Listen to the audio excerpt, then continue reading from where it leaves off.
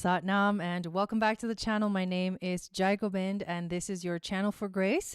Thank you guys so much for being here live, and thank you to those of you that are watching the replay. And welcome to a night of mini readings live. So what we're going to do is we do have a list going. In order to get on the list, you'll have to pay $25. The link to pay the $25 is in the description of this YouTube video. You have to be here present for your reading, and you have to ask your question in the chat while the broadcast is going on. So basically, once you pay, I put your name on the list, and we just go down the list. I'll say name by name in order, and then that's your turn to ask your question. So make sure that you stay watching, that you're able to comment in the chat, and we'll see how it goes. So before we dive into anything here tonight, let me say hi to everyone that's here in the chat. Hello, Tori, welcome in. Hello, I think this is Anita, welcome in. Stick and Stones, good to see you guys. And thank you for being here. I'm very excited to be here today. And I would love to invite and ask you to please give this video a thumbs up and also leave a comment. Hello, Anastasia, welcome in. Leave a comment in the comments section. And those two things is all I ask for. If you enjoy this content, that is what keeps the channel growing. Believe it or not, you can do a lot for this channel just by giving the videos that you watch a thumbs up. Just remembering to do that every time and leaving a comment below after when you're watching the replay. Anyways, I want to share some exciting news and something that I have been working on and preparing for a while, and it is, I'm going to get it ready on the screen before we go into it here. Okay, so the announcement that I want to make is that now I'm going to officially start talking about the Moon Goddess Training. So the Moon Goddess Training is like my baby. This is the most comprehensive program that I offer. It is a year-long commitment. Once you graduate from the Moon Goddess Training, you are certified, Akashic Record Reader. Now, the way that I teach how to read the Akashic Records is very unique. It's like a specific, style to it. And the premise that I work off of is that you cannot truly become or be like a good reader, have your own business, a spiritual business, if you aren't in alignment spiritually with yourself, with your destiny, your life path, your purpose. And so the premise is you learn how to step into alignment yourself. And then you figure out, once you do that, what are your strongest intuitive gifts? What are your psychic gifts? What are the ways that spirit communicates with you? You get to work individually with yourself, with your energy, communications with your higher self. And through this entire process, you're learning all about you. You're also learning about you and your relationships. And in the end, you're ready to harness your gifts. So there's 3 levels to the Moon Goddess Training. Level 1 is learning all of the fundamentals of how the Akashic Records work and what they are. And we do this as we journey through the mystery schools of ancient Atlantis. Level 2 is learning to apply the teachings deeply in our personal life, inviting you to heal from trauma and awaken your intuitive abilities that will help you tap into the Akashic Records. Level 3 is learning how to use your gifts and actually share them with the world in your own unique way as you become certified as an Akashic Record reader. So let's, for fun, look at the information regarding level 1. So level 1 begins on February 17th with the new moon solar eclipse in Aquarius, which itself is a powerful, a time of powerful change and regeneration. This eclipse is going to cleanse and purify us so that we can organically flow through life's true desires into lightness and ultimately rapture. So this is a powerful one because that frequency of desire and rapture is very much connected to the element of fire. Now, on February 17th is also the Chinese New Year, the lunar year of the fire horse. That's when this fire horse energy officially begins. People have been talking about it, but it doesn't actually start until February 17th. Now, the horse represents freedom, power, dynamism, passion, and strength, and invites us to align our values with what we truly desire. So this will be a powerful activation and initiation on our moon goddess path. And from this day, so we do the Nile River initiation on February 17th, the day of the actual new moon, because we always start the moon goddess training level 1 on a new moon. And usually it's either the new moon in Pisces or the new moon in Aquarius. And that's usually when the program starts every year. It's been starting every year. And so then we meet weekly and we dive into each of the temples along the Nile. Each temple holds a story. Each temple holds information that we learn as we move through. And the whole class incorporates astrology, incorporates the gene keys, incorporates Kundalini yoga. We actually do a 40-day practice together. Now, all of these tools we are here to actually help us fully dive into the experience. So I don't just want to teach you things intellectually.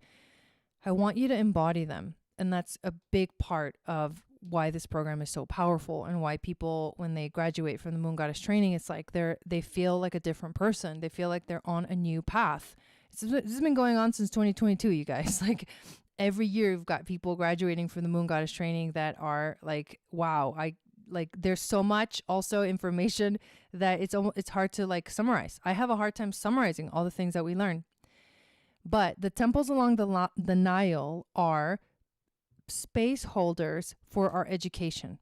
And so every week we go into the Akashic records, we go into that temple, and we have an experience, an Akashic journey into that temple, learning all of the lessons that temple taught us. And this includes listening to and learning about our chakras. This includes, like I mentioned, Kundalini yoga. This includes learning about intuition and how intuition works and how to find your psychic gifts in your natal chart. This includes embodying the sacred divine feminine and knowing and learning how to take care of yourself. This involves learning about the moon phases, learning about the moon centers. This involves learning about the importance of ritual and ceremony. Like I mentioned, we do a 40-day meditation together, which comes from the ancient lineage of Kundalini yoga, known to have been channeled from the Akashic records. And it's a practice that is there to help us stop our negative habits, to clear our mind and activate all of our chakras so that our intuitive abilities can increase and we can let go of what no longer serves us. The temple initiations are freaking so powerful. We also learn about sacred geometry and hermetic alchemy, and on and on and on and on. And you can read all about this on this page, but we're going to dive in on February 17th, and we really hope that you join us. It's going to be probably one of the most powerful years. I think every year tops the one before it. So it's been like that since the beginning. So I have no doubt in my mind that this year is going to be like even better than last year. And just because that's how it's been moving forward. So I'm very proud of the Moon Goddess training. And one thing that I can promise is that you will learn more about yourself than you thought you needed to. And it will launch you into a true awakening and a true journey of self-healing, which again bleeds into everything else that we do. So I wanted to share that. I'll be talking more about the Moon Goddess training, and sharing more things in, this month that we're moving through. There's a lot of astrological crazy things that are going to be happening this week into next week, this week being one of them. And it's all like taking us on this like wild ride. Like we're going on a wild ride, and holy moly, like, are you ready? You know what I mean? So, again, thank you all for being here. And what we're going to do now is I'm going to make sure that I check the list, and we're going to get started with mini readings. So here are the rules for the mini reading. So first we have, let me see who this is. I don't see a name on here, I think. Okay, Anastasia. I'm just gonna name out as I write them down. I'll name them out loud so you guys know the order. So first we got Anastasia. Then we have Tori. So Tori's second. Then we have Susan. And then we have Chris. Okay, so that's what we got so far. As the payments start coming in, I'll get the notifications and I will add those names to the list. Okay, so here's the rules. I have tarot oracle cards here. Obviously, I can pull astrology charts. I can pull human design charts. I can even pull Jinkies charts. But what I would like to do is I would like for you to ask the question that you want to ask. And then once you ask that question, I want to tune in intuitively myself and choose how this question needs to be answered. Whether it needs to be with the cards, whether it needs to be with astrology. That's how I want to do this. I want to be able to intuitively feel into what is going to be the best method. Obviously, we have a lot to pull from to answer the question that you have. Yeah, there's room for more. So far, we have 4 on the list. Okay, so let me check in with the chat once again and see who else is here. Hello, Wahine Kiwi, welcome in. Kate, welcome in. I know, human being, hello. Dawn, hello. Okay, so the first person on our list is Anastasia, and I think that she is here in the chat. So Anastasia, what is the question that you want answered with this mini reading? And in the meantime, I will just sip on my golden milk while we wait for your question. The other thing is that you should definitely have your question ready, and then so it's quicker to paste it.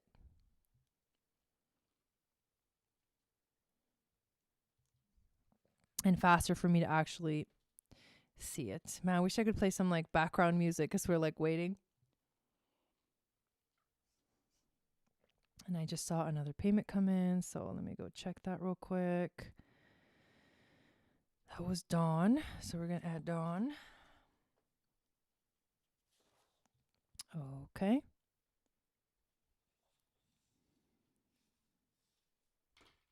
It's nice because I get these like cool notifications. If your name on the screen doesn't match the name that I have, just let me know, like, oh, this is like, Susan, or this is Chris, just so I know. Because I'm pretty good at memorizing names, but sometimes it takes me a long time, and having a nice little reminder in the moment is going to make things way faster. So we are waiting for Anastasia's question, and then everyone else that's on the list is getting their question ready, typing it out, and ready to copy and paste into the chat so that the process just goes a little bit more smoothly. Hello, Maria. Welcome in. Okay, Anastasia says, I don't really have a question. I just wanted you to take a look at my human design chart and you can tell me whatever you feel like saying. Okay. So if you want me to pull up your human design chart, definitely put your birth information so I can actually pull it up. And then, yes, Maria, there's room. And then, after you put your birth info, I want you to answer one question. How familiar are you with your human design chart?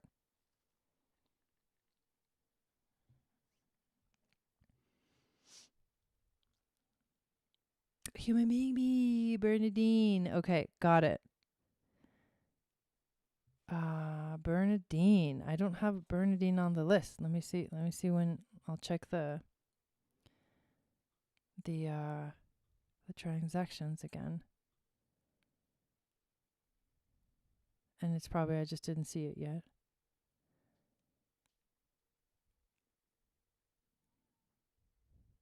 Come on, you can do it. Okay, so maybe you sent it right after dawn. Yes, okay, so you sent it right after dawn. Okay, so you're after dawn.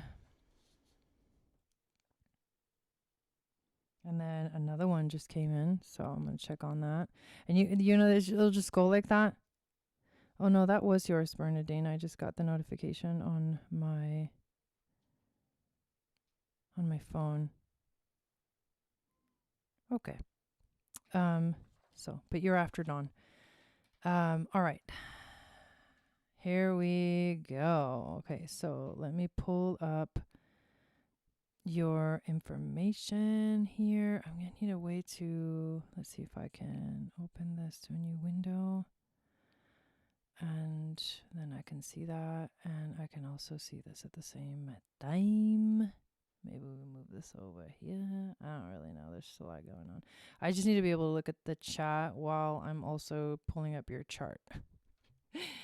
Details. Okay, new chart, new personal chart. I'll show it on the screen once I have it pulled up. Okay, so Anastasia.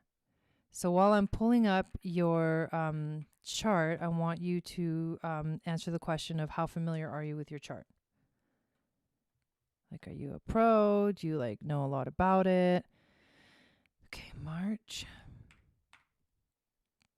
1976. 5:30. Canada. Because also I'll say this, that it's a lot easier if you have a question, like is there something you want to know about your human design, than just leaving it open-ended, because then I don't know where to go. It's like if I don't have a direction, it's like a little bit uncomfortable for me. It makes it harder for me if I don't have an actual question. But I'm pulling up the chart right now. Sometimes I'll look at it and be like, oh, okay, I get a direction intuitively. But if there's something that you want to ask about it, then that would be even better. Okay, so March 19th, 76, 5:30 a.m. Okay, and I have Richard Rudd's book, so I've looked at it and analyzed it. I'm doing like, so asking question and then deciding like what method is going to be the best to answer that question. All right, so here is your chart, Anastasia. So you've analyzed it. You just kind of want like my opinion on like what I see. Because honestly, it's like, okay, I'm going to go over things like, okay, you're a manifesting generator. Your strategy is to wait to respond. Your signature is satisfaction, which means that when you're meant to do what you love as a generator, you have this life force energy with a defined sacral. That is the center that holds that life force energy. And when you are like doing what you love, that's when you feel the satisfaction. That's when you feel the like you being in alignment is satisfaction, and you don't need anything more than that in life as a generator. The not self theme is frustration. So anytime that you feel frustrated in life, you are going to that's your gauge telling you that you're not in alignment. So the way that you get back into alignment is like, okay, how can I stop this frustrating thing that I'm doing and actually realign myself so that I can be in satisfaction. Your sacral authority is also very important. So you need to listen to your body. Your body's going to tell you yes and no all the time, and listening to your body is the most important thing for you when you're making decisions. And this is like kind of, sacral authority is kind of like having it's like having a pendulum. Like your body is a pendulum, and you can feel your body's going to like lean into the things that are yeses for you, and it's going to kind of lean away from, or like push away the things that are not for you, the things that are no. Your body tells you right away. That's another important thing about sacral authority, is that you don't really sorry, I just lost my train of thought. You don't really you don't need to think about it for too long. It's like, it's instant. And I'm sure that you have a lot of examples of when your body has said yes and your body has said no, and examples of whether you listened or not, you know, and that's how you are supposed to make even the most important decisions. Hey, Ash. So even the most, in fact, more importantly, though, the important decisions in your life, if you're not making them through your sacral authority, then you're most likely going to make the wrong choice.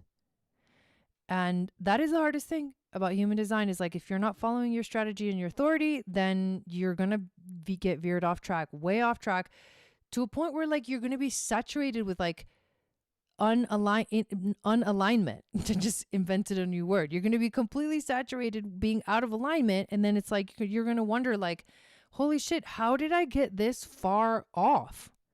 Well, it's because you constantly went against your authority. And mostly what that means is we get into our head, and we literally get like trapped in this like logical mind game where like everything has to make logical sense. It's like, according to human design, that is incorrect. Everything has to make sense according to your authority.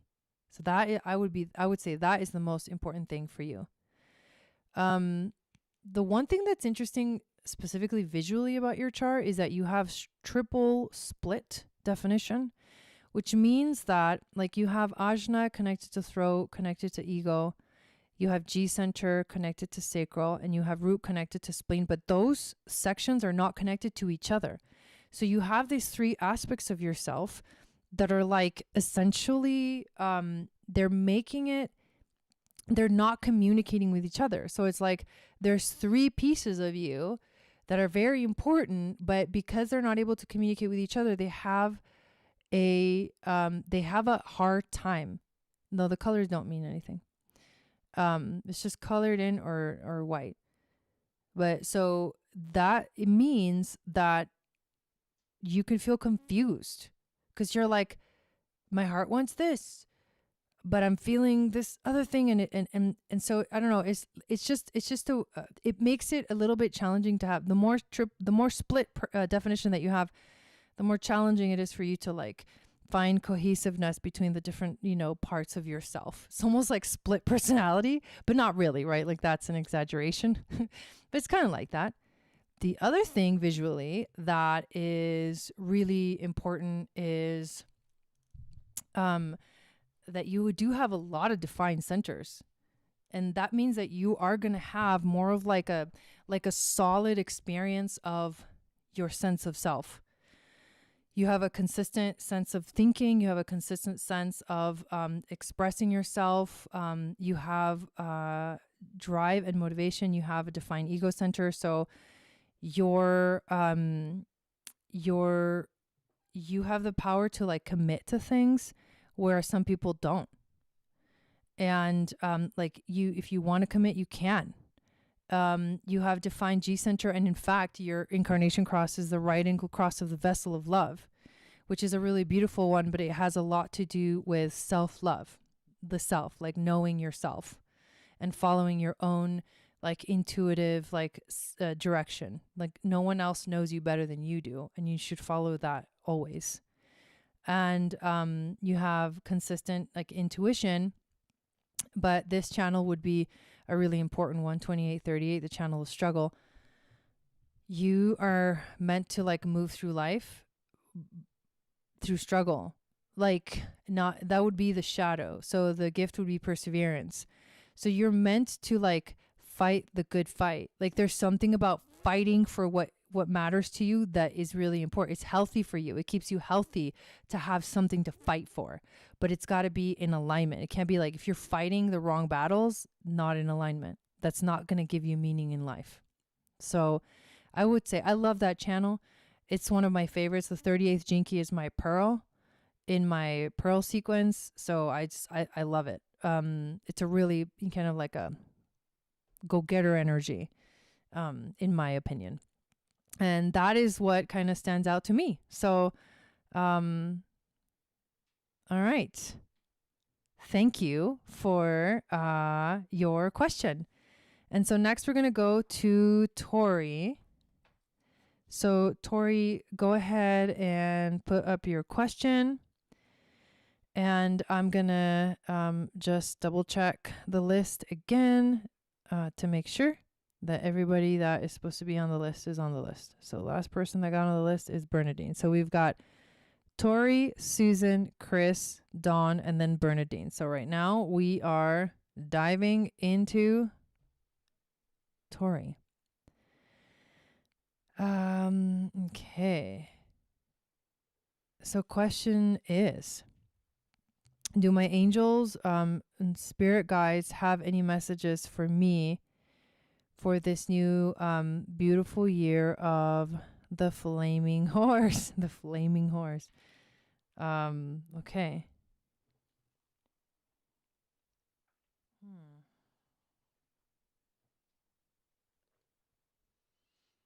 So honestly, like for a question like that, I would do some tarot and oracle cards.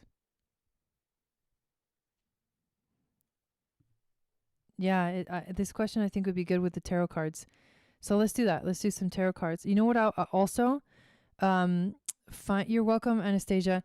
So Tori, I would, if you could tell me, where is Aquarius? Like where's 28 degrees of Aquarius in your chart?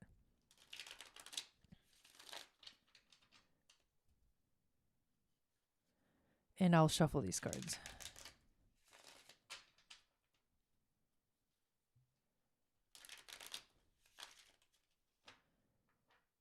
And I'm also going to go back to here. Thank you, spirit guides, angels, teachers, for this opportunity to be here, to channel these messages. My intention is that everyone that asks a question, especially when I use the tarot and the oracle cards, that you allow me to be that channel for the wisdom and the information to come through. Second house with Saturn. Okay, so the eclipse, I can do this like astrology on the side while I'm pulling cards, but the eclipse is happening at 28 degrees. So the year of the fire horse starts with a new moon solar eclipse in Aquarius at 28 degrees. Hello, Shayna. And if that's with Saturn, I mean, I feel like that's a positive thing. Saturn is the co-ruler of Aquarius, so that's a good one. I think that's going to bring determination. I think that's going to bring, it's like commitment and devotion and moving forward, kind of like feeling embodied in your mission and also feeling secure in your mission. Second house, security. Also, feeling determined and willing to like go the distance. That's how the year of the horse is gonna, begin for you. I don't know your Chinese astrology. I don't know Chinese astrology too much to compare like what the year of the fire horse is like for your animal, but I would look into that. That might give you some more insight. Okay, the question is, do my angels, spirit guides, have any messages for me for this year of the fire horse? Okay, so messages for Tori for the year of the fire horse. What's the overall theme? Once I pull all the cards, I'll show them to you. Overall theme. Okay.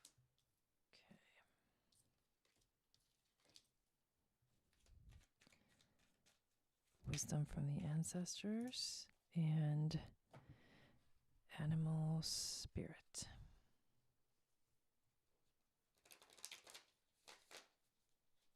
So what is the year of the fire horse going to be like for Tori?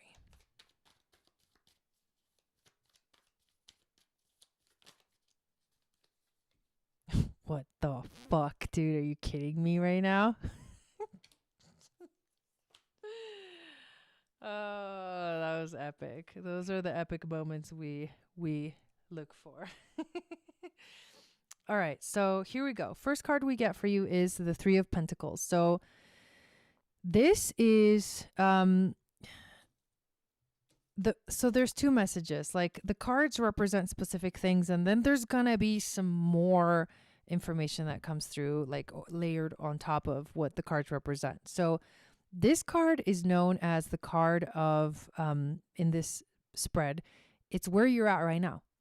So right now you're at a place where like you have been doing a lot of collaboration. A lot of like, working with other people, creating new things, partnering, all of that stuff. It also says that this year, this is something that probably is going to continue, right? Because it is a year where we're going to be like expanding, growing, and building. And so if you're going to be building, you're building something for sure.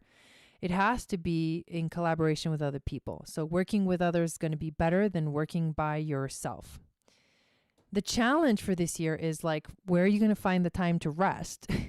And how are you going to take care of yourself? Self-care is going to be a challenge for you. So you're going to have to just be very aware and very conscious of, am I taking care of myself? Am I, that's going to be the challenge, because you're going to want to do everything. You're going to want to do it all, but you have to find the work, rest, balance. That's going to be very important for you this year. Next is the overall theme, which is the Page of Cups, which is intuitive playfulness.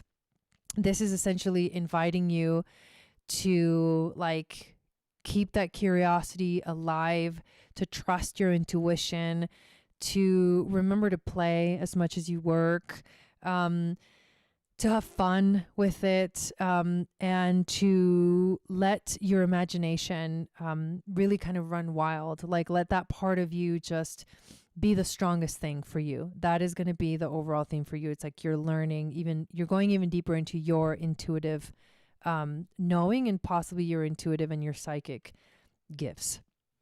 Now, your spirit guides, angels, and teachers brought you the Temperance card, which is a really beautiful card. It is a major arcana. And so major arcana is kind of like trump the other cards. They just say, okay, this is a little more important than all the other ones.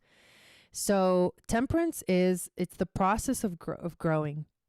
So they're saying that this year is going to be experiences that are shaping you. You're being shaped this year. And Temperance is also about healing.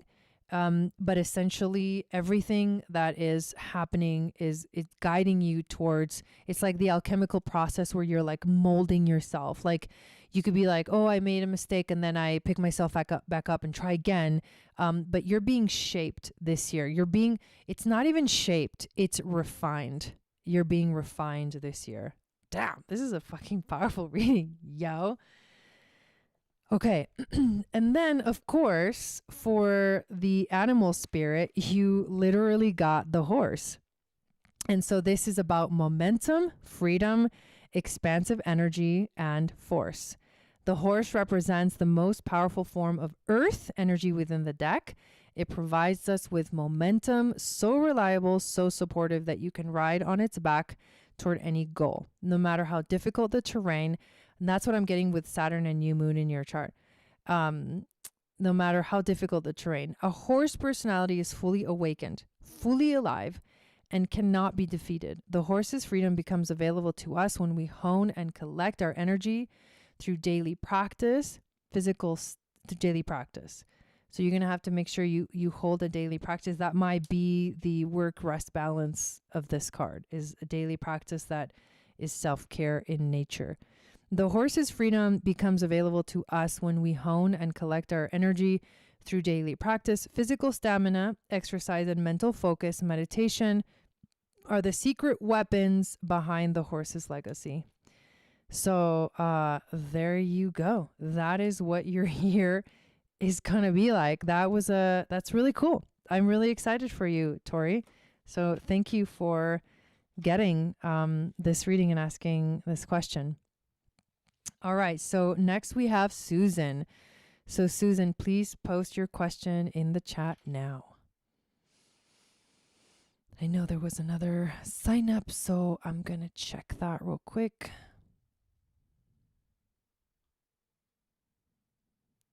Tori says, loving this, Jai. Thank you. So excited for the magic of this year. Yes, I know. It's going to be amazing. That was very, very positive. Okay. So after Bernadine, we've got Maria. And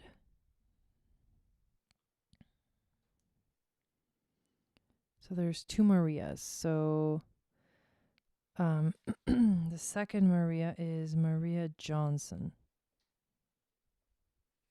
And the first Maria is our Maria. No, I'm just kidding. Unless that's also you. No. So Smith Bird is the first Maria and Johnson is the second Maria. Okay. So that's that. Okay. Let's see what our next question from Susan is. Do we have Susan's question yet? Yeah, I know. It was a really amazing reading.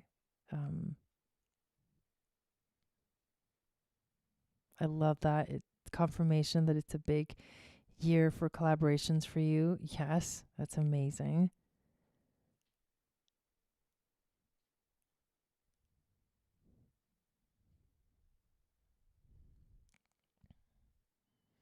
So right now we're waiting for Susan's question. And remember, please post your question when I call your name, so that we stay on track, because it's hard for me to like backtrack through the chat and try to find stuff.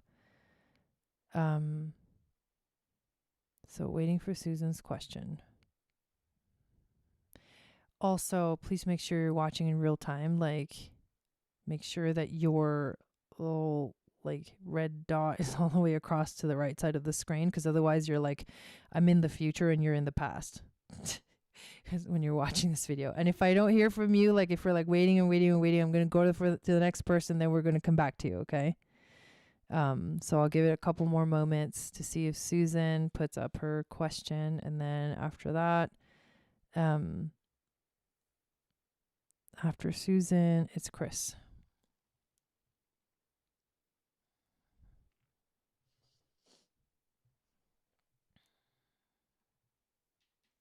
And I'll read the list again just in case. We've got Susan, Chris, Dawn, Bernadine, Maria Smith, Bird, and then Maria Johnson.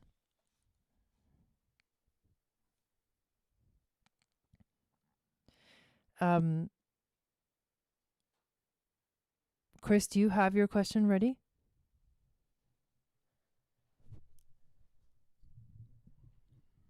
If you have your question ready, Chris, just like go ahead and post it in the chat.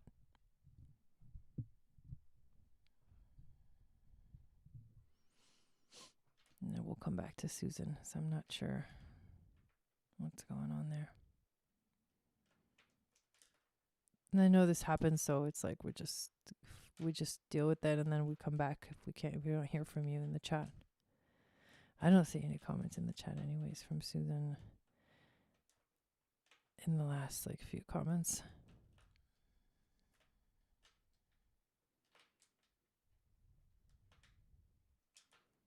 Are you here, Chris? Where are you guys? If you signed up for a reading, where are you? This is really funny. This is what I don't want. Okay. What do you mean? Oh, did you already post it? All right. So you would probably have to write it all again. All right. Let's see. Am I meant to be a hermit from now on, or will I have another chance at love? The real kind. I'm okay alone, but it would be nice. All right, so I'm going to invite you to ask a different question than that, because I don't like make those kind of predictions, unfortunately. No one knows the answer to that question because it all literally depends on you. And yeah, I got you. You're here. So I want to invite you to ask something else, because I'm not going to pull up your chart and I won't do this with anybody. I don't do those kind of predictions.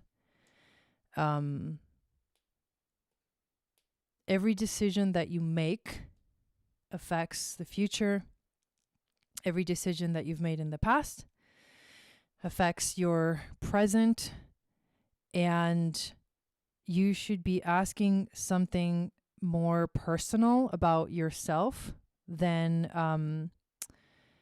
to learn more about, yourself, instead of like, is something going to come to me?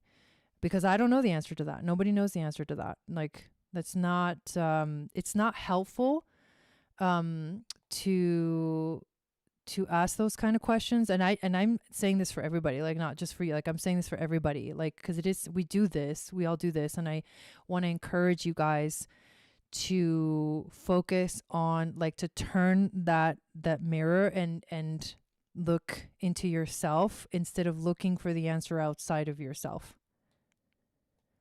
But that is my suggestion. I don't do predictions. So either rephrase the question or see if there's something, like if you sit down, you close your eyes and you deep down inside, what is the real question that you're asking, instead of will you have another chance at love?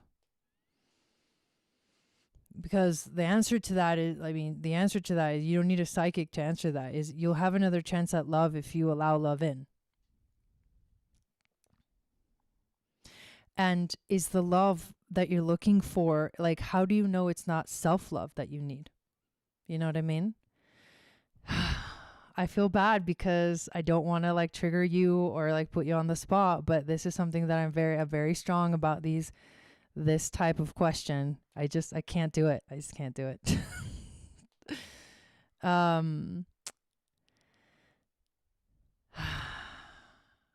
Okay. Is my art valuable to anyone else but me? Okay, we're gonna go down this rabbit hole. You're kind of putting yourself on the spot here. Okay. Your art, the question I would ask you is, why are you asking that question? What's behind it? What's going on? What's behind this? What's the real question you want to ask? The reason I say that is because, I mean, I'm getting like, I guess I'm getting some like intuitive hits right now. And, man, you have to like find some confidence inside yourself right now. That's what's going on. It's like, who cares if people like your art? All that matters is that you love it. You have to love your art. That's the most important thing. I have no idea why I'm thinking all this stuff. Really, I just have to. All right. So I think you put, let me see. We're just going to pull up your astrology chart. God, I'm like all like nervous now. Sorry, I don't mean to put you on the spot. It's just, there's something about like me, myself, and I in life right now is like kind of a, I'm like, I'm not hiding anymore about certain things. This is one of them. It was like, girl, I need you to believe in yourself. That's what I need you to do. I need you to believe in yourself. I need you to stop giving up on life. That's what I want to tell you. And I'm going to pull up your chart. And everybody needs to hear this. That's why you asked. Because everybody needs to hear it. Okay, May 30th, 1971, 5:12 a.m. in Biloxi, Mississippi. Let me do a screen share real quick.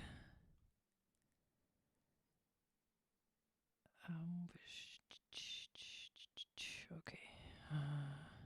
Oh, wait a minute. Why isn't it?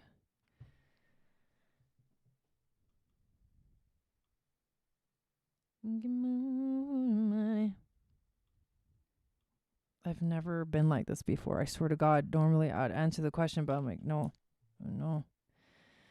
We're going to guide you. Instead, we're going to guide you in the right direction. We're not going to just answer questions that make no sense, because you need to think that the person that has the power over all of this is you.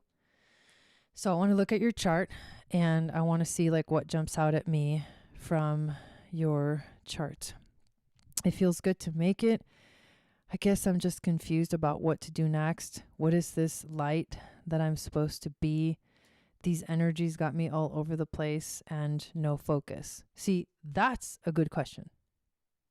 Now we're getting somewhere, right? When it's a question that is like focused on yourself, what can I do to empower myself? Like, what can I get a little bit of clarity so that I can know which step to take next? That's you taking your power.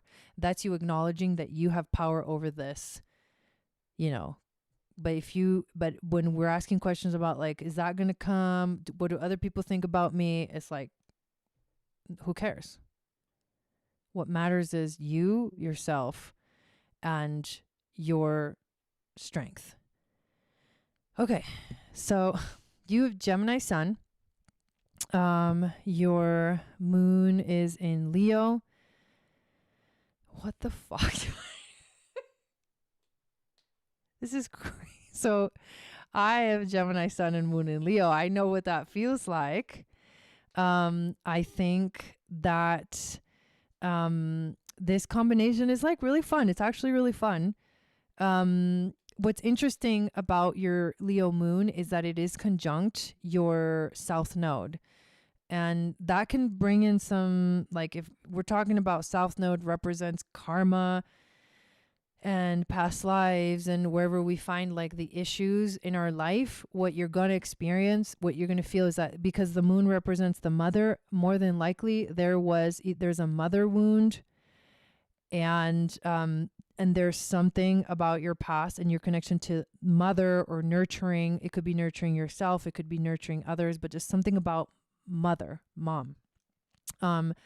that is the karmic theme for you. And so you're here to work through those and find your answers. You didn't, interesting, because the moon is like, oh, the moon in Leo is like, I want to be seen and I want to be recognized. I want people to like love me for who I am and like tell me that. And that's great. We all need to feel that like love from others, because yes, we're humans and we're like here to live in community, and it's so important. Connection and intimacy is so important for us. So essentially what this is gonna create is this sort of like, I want to be seen, but then I'm also like afraid to be seen, because there's something in my past, maybe even like earlier on in this life or in a past life with the South Node, that keeps me from like fully loving myself. And you need to remember the moments in your life and in past lives where you actually truly loved yourself and you stood up for yourself and you shined your light really bright, and carry that forward into the communities and the types of networks and the things that you really truly want to do. Because you have your North Node in Aquarius, and Aquarius is about the future. Like, you're here to help us usher in the Aquarian age, but it's scary because the North Node is always something that you've never done before. It's new. So you're like, I don't know how to do it. So that's the question that you have. You're like, I don't know what to do. Well, that's fine, because you're here to find the new way. So you have to find the new way of doing it, which means that it's all about innovation. Like, we're seeing so many things about like AI and all that stuff. It's like, for you right now, the process is, what am I here to innovate? What am I here to like bring forth into the world that's going to feed my soul? Do you know what your human design is? Do you know what your type is? Like, are you a generator or a manifesting generator? That kind of thing. Because that is going to tell you, like, that's going to give you clues as to like when you just going to start walking. Like, there's a phrase that's called like putting the cart before the horse. And it's like, if you want to know the answers before you go searching for them, you'll never find them. You have to go and find the answer, and you're a projector. So going and finding the answer requires that you go without knowing what the answer is going to be, that you take step 1 and then step 2 and then step 3 and then stumble and then fall and get back up. That's how you find your answers. So like, it is about like, there's something about, because Mars, I'm looking at Mars and your North Node, it's like, you have to like push forward. Like, you got to go on the new path. Nobody knows what the new path is, I mean, your soul knows, I guess. Your soul is timeless. So your soul can tune into like the future and the past at the same time. But essentially, it's like, you have to find your way forward without knowing which direction to go. And you're a projector, which makes it even a little more challenging, because you got to wait for the invitation. And so in the meantime, while you're waiting for that invitation, it's like, it doesn't mean that you have to sit there and do like nothing. It means that you have to like put your effort and your love into what you do love. So like, if you love making art, you're making art, great. Continue to make art, and it's when you do those things that you love, and you're in that like space of like, what are you good at? Like, what are you naturally good at? I know that you're good at reading other people. I know that you're good at, tuning into other people, but being a projector is hard, because we are the most conditioned beings in all the types. So that means that it's projectors more than anyone else. Like, they have to do their work to heal their past life, your karma, your trauma, specifically from childhood, because it was childhood mostly the project. Nobody knows how to raise a fucking projector, okay? Like, nobody knows. There's parents now finally learning about their projector kids, but nobody knew what the hell you needed. You needed to be like taught about the way that you function. You needed to be allowed to rest. You needed to be allowed to like take, space for yourself. Like, you probably feel like a hermit. Maybe you have caves environment in your human design, and maybe it's hard for you to be out there in the world. And I mean, I have caves environment. I'm just intuitively thinking, but I don't know what your environment is in human design. But like, it's hard for me to be out there in the world. But when I do the things that I love, I find myself sharing it with the right people. So there's something about projectors finding the thing that they really like. They could do all day long and it wouldn't even matter. You would be so happy doing it. Sometimes for me, that's literally just like reading a book, and then I get so excited about the topic or something that I want to like talk to somebody about it. And then I end up like going live on Instagram or like making a reel about it because I want to share. And then that's how people see you. So you have to find a way for people to see you, but it's got to be, it'll happen like, it'll happen naturally when you're in the right frequency is what I'm saying. She says, I'm good at being available on the other end of the phone line with compassion for those who need it. I grew up rough and without parents. Oh, you have shores. But I love caves and sanctuaries. Is it artificial shores or natural shores? But anyways, okay. So shores is the 6th line frequency. It's very Aquarian in that way.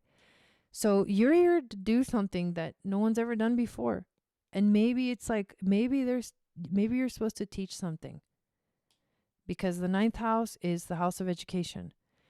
And somehow this innovation that you're here to bring into this world is literally like to find more, it's about community. Community is a big thing with Aquarius energy. Community networks, like who's your tribe? Who's your tribe?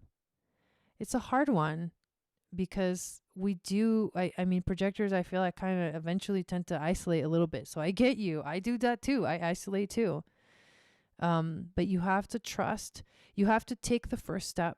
You have to take the first step without knowing what's on the other side. So you have to like, just harness that. Like, you have to trust that your intuition will take you in the right direction, because you take one step, right? There's that phrase, you take one step towards your teacher and then your teacher takes 1,000 steps towards you. I'm in college right now, studying feminism, online. Okay. Well, what do you like it? Does it like wake you up? Does it make you feel alive? If you're not passionate about it, there's no time. There's no more time to waste. This is for everybody, dude. Like, you stop wasting your time. This is for everybody. If you're not doing what you fucking love, that you're fucking passionate about, stop. And I mean, you have emotional authority, so crying is normal.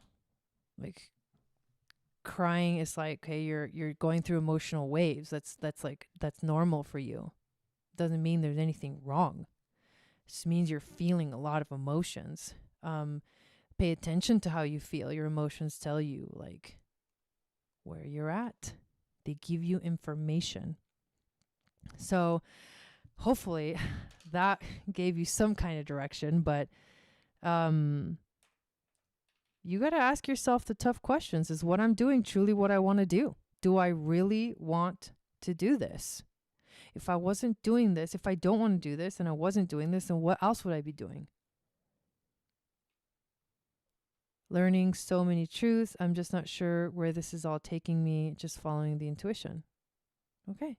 Well, then that's what you should be doing. That's what you should be doing.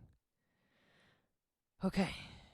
So make sure to wait to see how you feel about things. Go through that whole wave before you like freaking make decisions in your life. Important decisions too. That's the hard one too. So many like I want to do this, but I can't. I don't know. There's a lot for sure. It's not easy. It's not easy to know yourself, but you need to 100% friggin' know yourself. Okay. Susan, did Susan come in? You're welcome. Did we see Susan pop into the chat at all? I don't think so.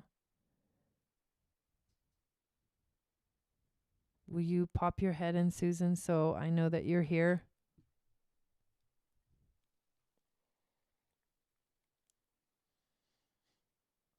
Oh, it's Anita. Okay. What is your question? Damn, that was more like a rant. Sorry, Chris. Wait to fucking rant. I don't know, man. I'm telling you guys, like, there's something about, I think it's because I don't know, the energy comes and goes, but I feel like right now, like, things are happening so fast and we're moving forward. It's like so fast. It's like there really is no time to be like diddle daddling. If you haven't yet like sat down with yourself and been like, what do I really want? What do I truly want in my life? You might want to do that. Here's her question. I would like to know what direction to work with my life's work and brand. Ooh, 25.3. Okay. Specific fucking question. What am I looking for here? Here. And you'll just have to get used to the F words. I don't know. It's just part of the process. Okay. So, life's work is the 25th gene key, which goes from the shadow of constriction to the gift of acceptance to the city of universal love. Allowing is very powerful because it begins with the physical. Whatever we're experiencing in life, however hard, bring our awareness to our physicality, to the sensations and discomfort to our body. Never mind about the feelings or our thoughts, they'll come later. We begin with the physical. We just allow our body to feel what it feels. I mean, this is a really freaking powerful gene key. It's my favorite of the codon rings. Where's the codon rings? Let's go over here. Gene keys. Codon rings. I've shared this codon ring a lot. The ring of humanity. I don't know of another one that's more inspiring than this one. Probably because I have the 38 and the 38 is just epic. The sacred wound at the heart of humanity and the reason for all of our suffering can be unlocked by the gene keys that make up this codon ring.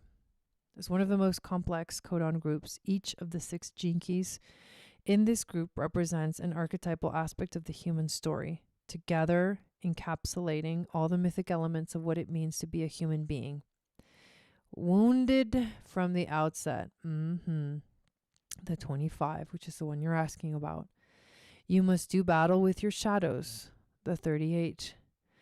Overcome the limitations of your mind, the 17. Surrender your need to control life, the 21.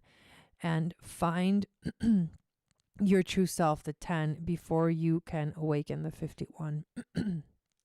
You can see from this very profound grouping how deeply bonded we humans are to the same basic dramas. Many of the gene keys in this codon group concerned love and the human capacity to trust in the authority of the heart. Did you hear that?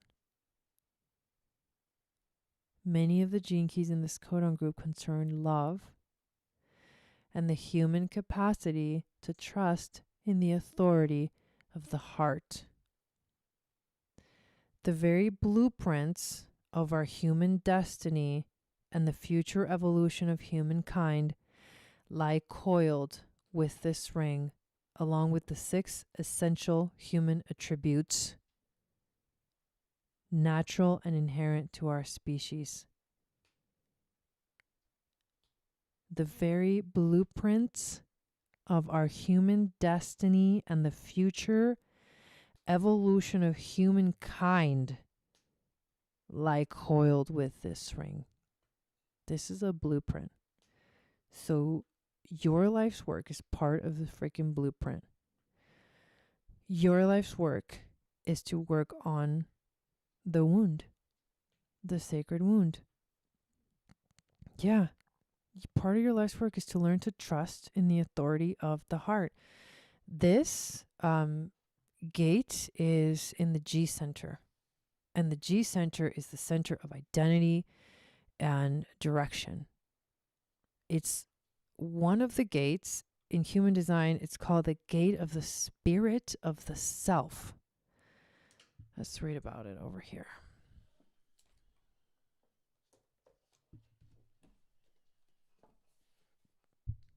So, human design lens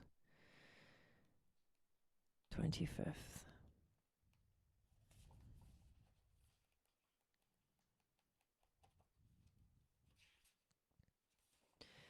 The gate of the spirit of the self. Innocence. People for whom true initiation is to retain innocence despite circumstances. This is the gate of universal, unconditional love. This kind of love is a cool love as opposed to the hot love of the 46. People with this gate defined are capable of a deep compassion for all life, although not necessarily for any one individual over another. Such people are always looking for the excitement and thrill of the 51. If they wait, they will get their fair share of excitement. These are people who are consistently initiated by life. They undergo many challenges that test and deepen their innocence. The result of facing such challenges is a deeper kind of innocence, like that of an old man compared to a child. This is also called the gate of the vessel of love. If you have the 25 as your life's work, then the 46, which is the hot love, is your evolution sphere. So you're working with the shadow of constriction and shadow of seriousness. So when you take things too seriously, you constrict yourself. You have it 4 times, 3 times in your chart. Well, 4 because,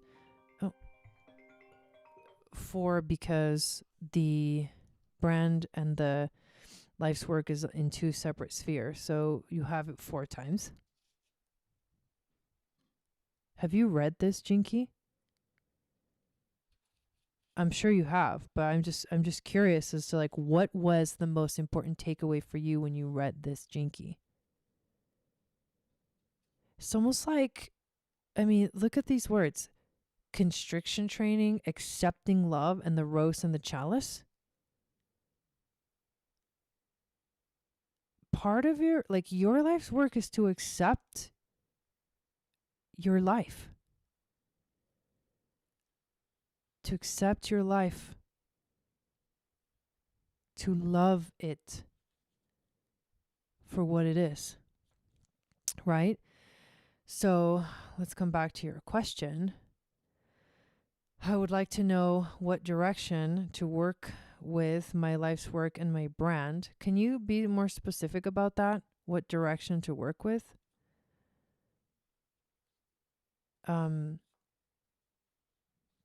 What do you mean by what direction to work with? Like how to work with it? Or, I mean, I like this question. I just want to be clear about when I try to answer it that I'm understanding what you're actually asking.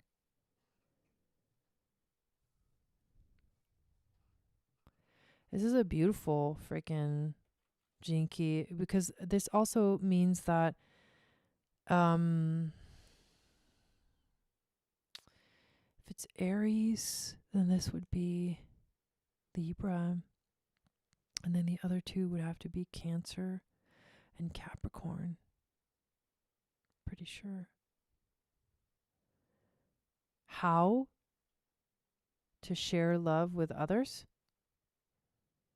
That's very individual. What do you love to do?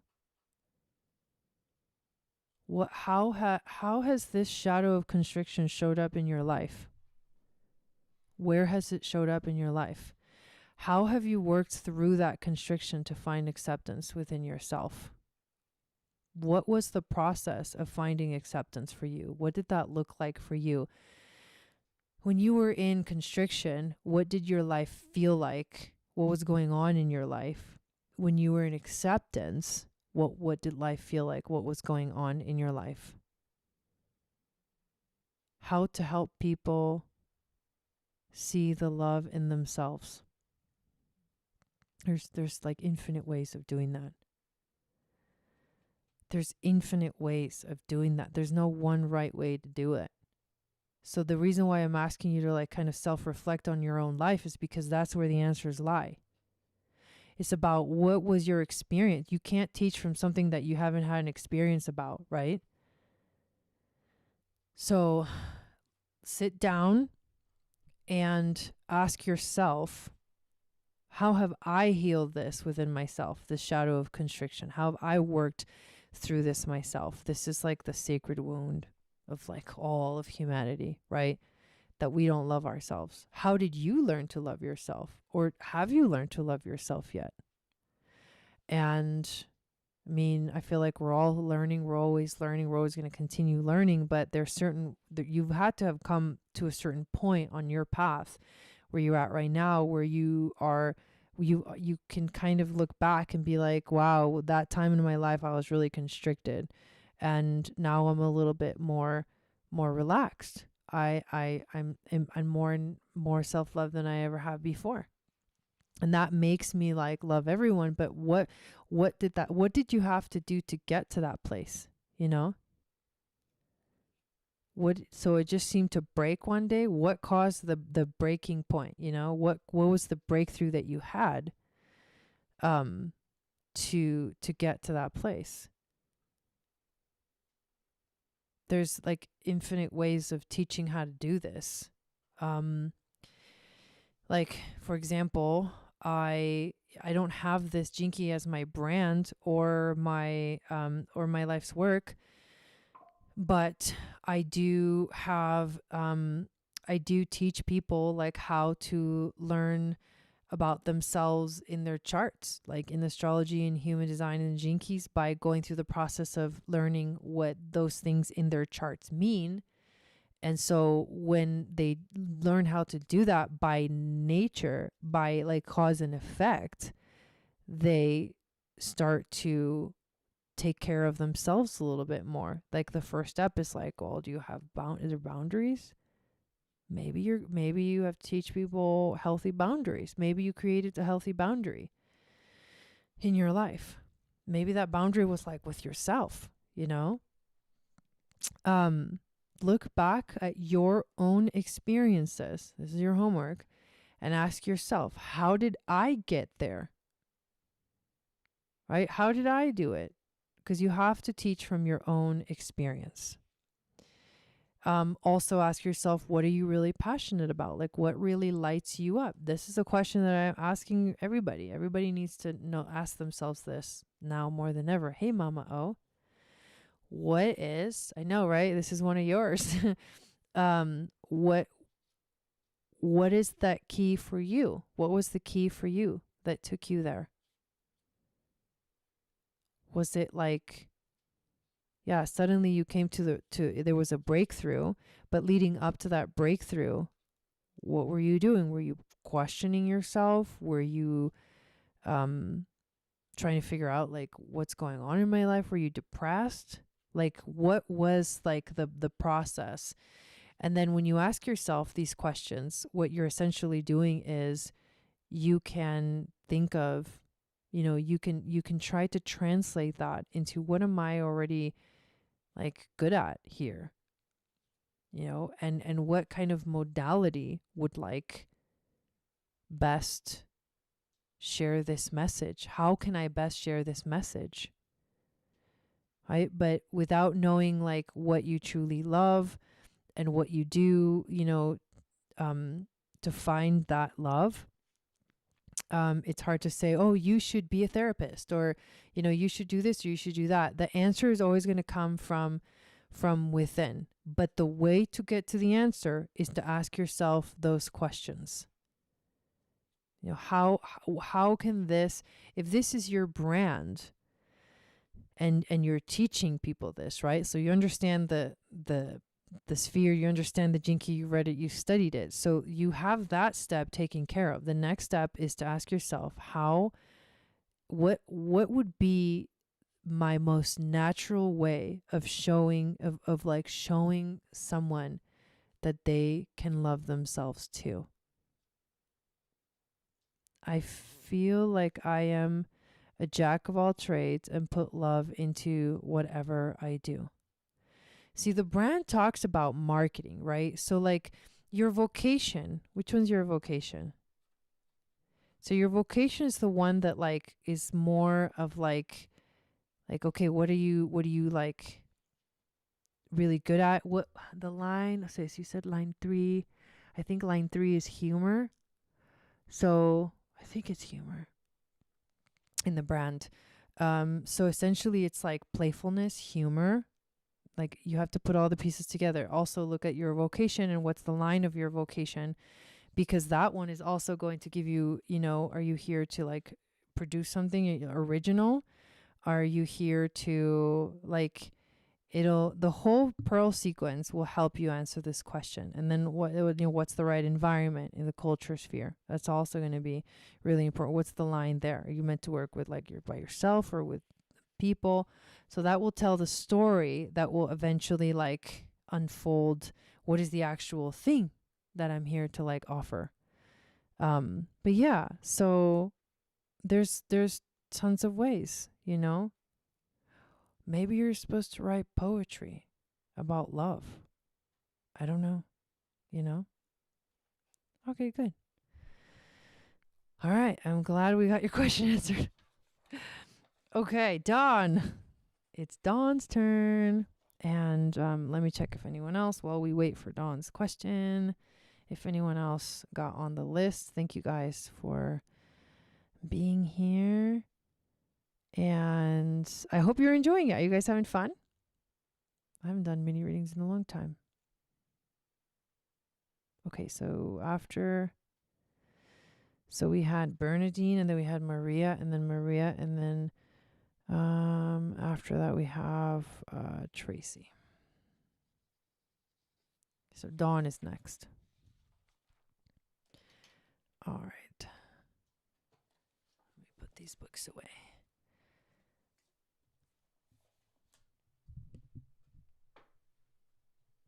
Okay.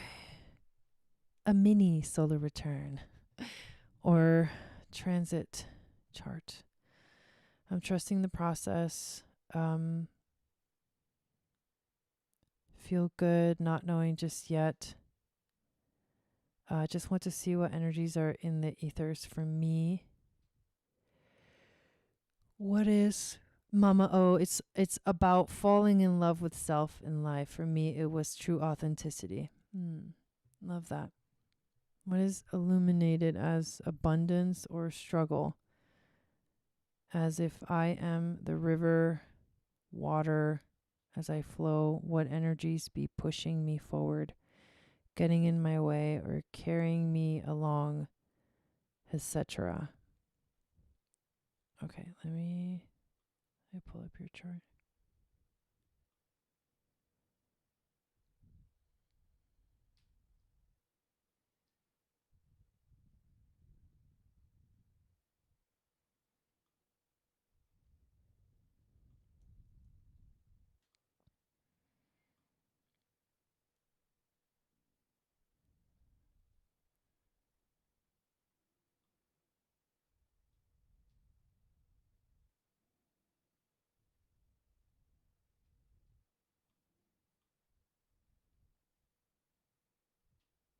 Okay.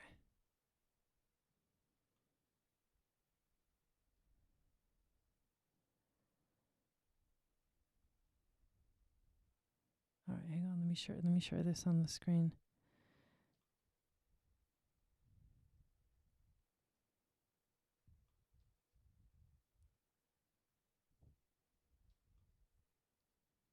Okay. So solar return. Or transit. Oh, you're welcome.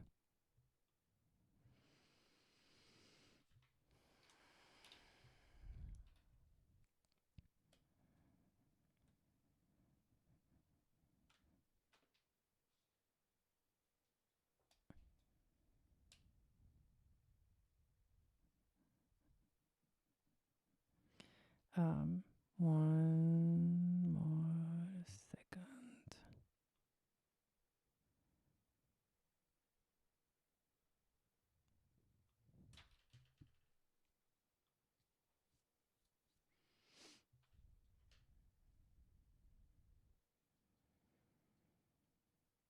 Okay.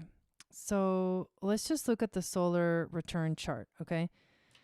So the solar return chart is like, well, it's the chart of like when the sun came back to the sign that it was at when you were born in for the year. So essentially what it does, it's like it gives you insight into like what the upcoming year is going to be like. So we'll analyze it as if this was the chart of your year. So you can get some of like the themes of like what's going to unfold by looking at this kind of chart. So the sun is obviously in Sagittarius. 18 degrees is where you where the sun was when you were born. Now this year the sun was in the same sign as Mars. So in your solar return you've got Sun Mars conjunction, and they're both in Sagittarius. So action this year is the way that you take action, like the right direction for taking action would be to make sure that whatever it is that you're, putting into action is something that expands you and makes you grow. So every like however you make decisions for yourself, it's like you're wanting to move forward in a way that the decision that you make is like, okay, this is going to expand me. This is going to help me grow. This also means that you may actually grow a lot this year, because everything that you do, you're going to be like inspired to like do all these things that maybe go beyond your comfort zone. You've got Venus in Sagittarius also. So, and then obviously there's the Sagittarius rising there as well.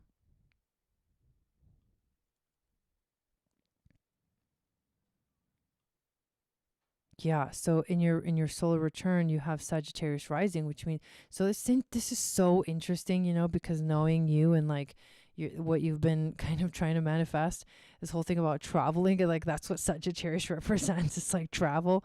But maybe the traveling that I don't know, there is something about it, could be literal travel, but it may be also more like symbolic, travel, symbolic expansion. But Venus represents what you truly desire. So the thing that's really important for you this year is like evolution, like people that are evolving and growing and enjoying themselves. Like Sagittarius definitely likes to have fun. So it's about enjoying, like, can you find ways to that where you're actually enjoying yourself? This year with Mercury in Scorpio, this year is a year where your mind is going to be like very inquisitive. Your mind is going to want to like dive, deep into like try to find truth. I think truth is going to be a really important thing for you. There's like a grand trine. So your birthday was happening while we were having that like grand trine in water. So expect your intuition to be, this is a year where your intuition is definitely going to be heightened. The universe this year, like you're focusing on like what's the spiritual direction that I'm supposed to take here, you know? Maybe sharing about your story, because the North Node in Pisces is in the third house. So part of what you're focusing on is telling your story about what you've experienced in a spiritual way in your life. That's going to be important. You're healing yourself. There's deep inner healing, because this is like, there's also making a trine. Chiron's making a trine to all the Sagittarius stuff.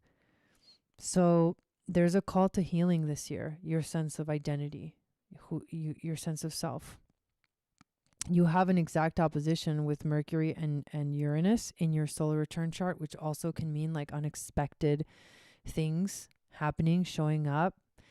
Could be new ideas. It could be kind of like, we don't know, right? Uranus is the unexpected. And you've got the moon in Virgo. So this year, well, you have to be careful of being overcritical of yourself this year. Like that's going to be an important theme for you, is to not be too critical, try to not focus too much on the things that don't matter. And also I think this is also a year where you want to, I don't know, like the moon in Virgo close to the South Node brings up that same thing that I was talking about in the chart that we were looking at earlier about karmic, things with like the energy of mother nurturing, like you as a mother, or just in general, like that whole concept of sacred divine feminine. There's something important that I think you're working through this year. Maybe remembering,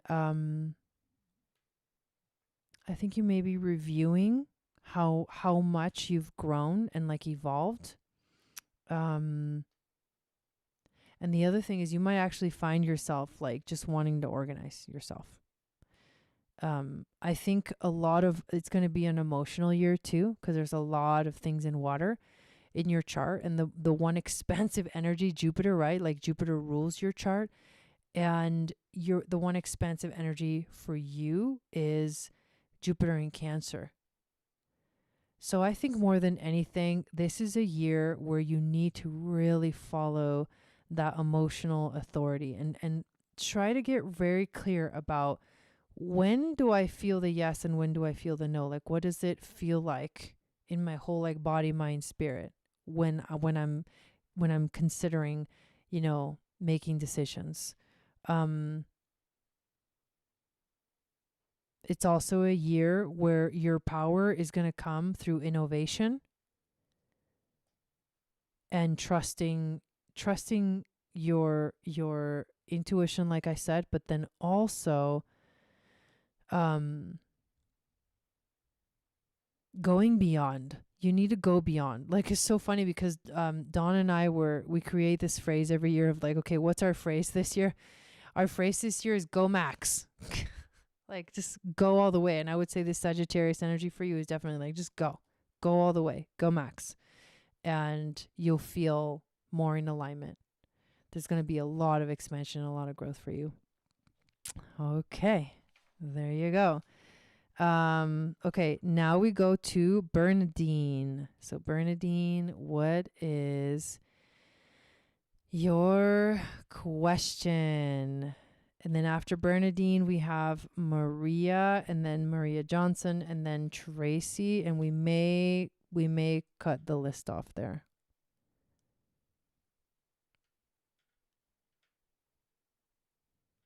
Because after a while, I run out of steam. You don't want me to keep going when I run out of steam. You're welcome. Okay. So Bernadine, Maria, then Tracy.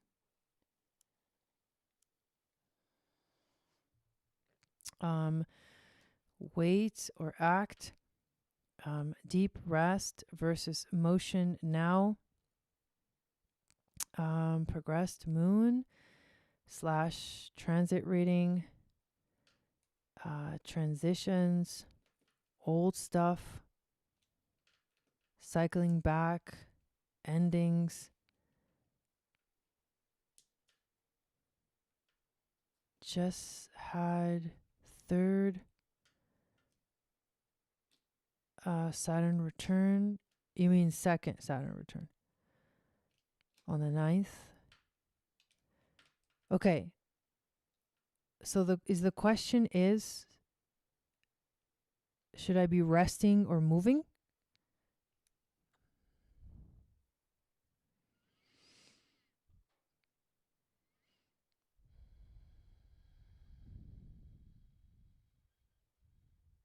Okay, I'm gonna pull up your chart while we get some clarification.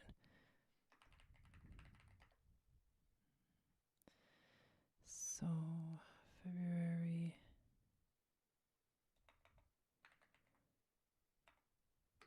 2nd, 1967, 9:50 p.m.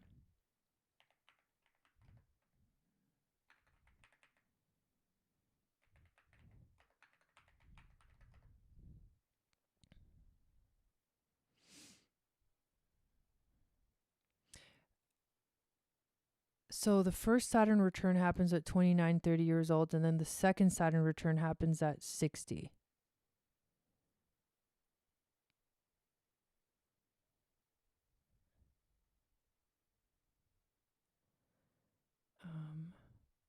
Okay, pulling up your chart, and then let's see. I guess I'll pull up the progressions first, and you're wanting to look at that. And then let me share this. Okay.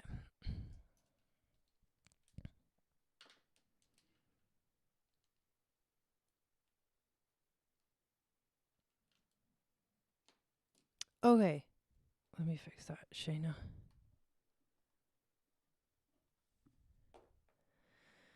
All right. So with the retrograde, it hit me 3 times this last year. Oh, I see what you're saying. Okay, so essentially you could just like group the whole thing as your Saturn return. It's like a whole year-long process of like the Saturn being in that sign. And then, yes, when it comes exact, but essentially if your Saturn in your chart is retrograde, then the return doesn't officially happen until Saturn goes retrograde and hits the retrograde Saturn in your natal chart. So there's really just one. But yes, you will feel like the activation kind of like, especially as it gets closer to that degree and kind of plays around that degree. But if your Saturn in your natal chart is retrograde, then the return happens when the Saturn is retrograde. So I think it's just it's interesting though, because you're right. I mean, it could possibly not hit retrograde. So it was probably just a really intense Saturn return for you this year. Okay. So this is your progressed chart. Now, when you say when is it time to move, do you mean locations? Do you mean location? So again, I don't really make those kind of like predictions about the future. Oh, it's direct in your chart. So when it was okay, that's interesting. Yeah, I can see what you're saying. And yes, definitely it's going to cause for like a very intense Saturn return. But this move, is it what's the nature of the move that you're describing? I just want to know what to kind of look for. But while you're answering that question, also, obviously, the answer to questions like, when is it time to move, is when your authority tells you it's time to move. Do you know what I mean? So like, what is your authority in human design? That is going to be very important to take into account when you're asking important questions about like when should I go? When should I, those kind of things.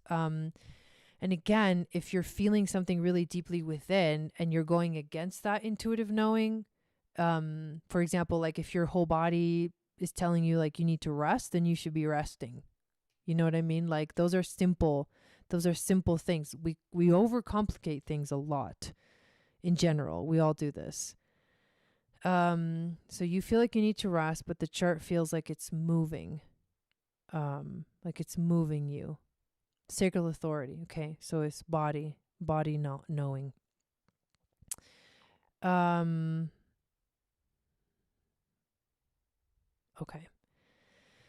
So let me look at this. So right now you've passed the third quarter square.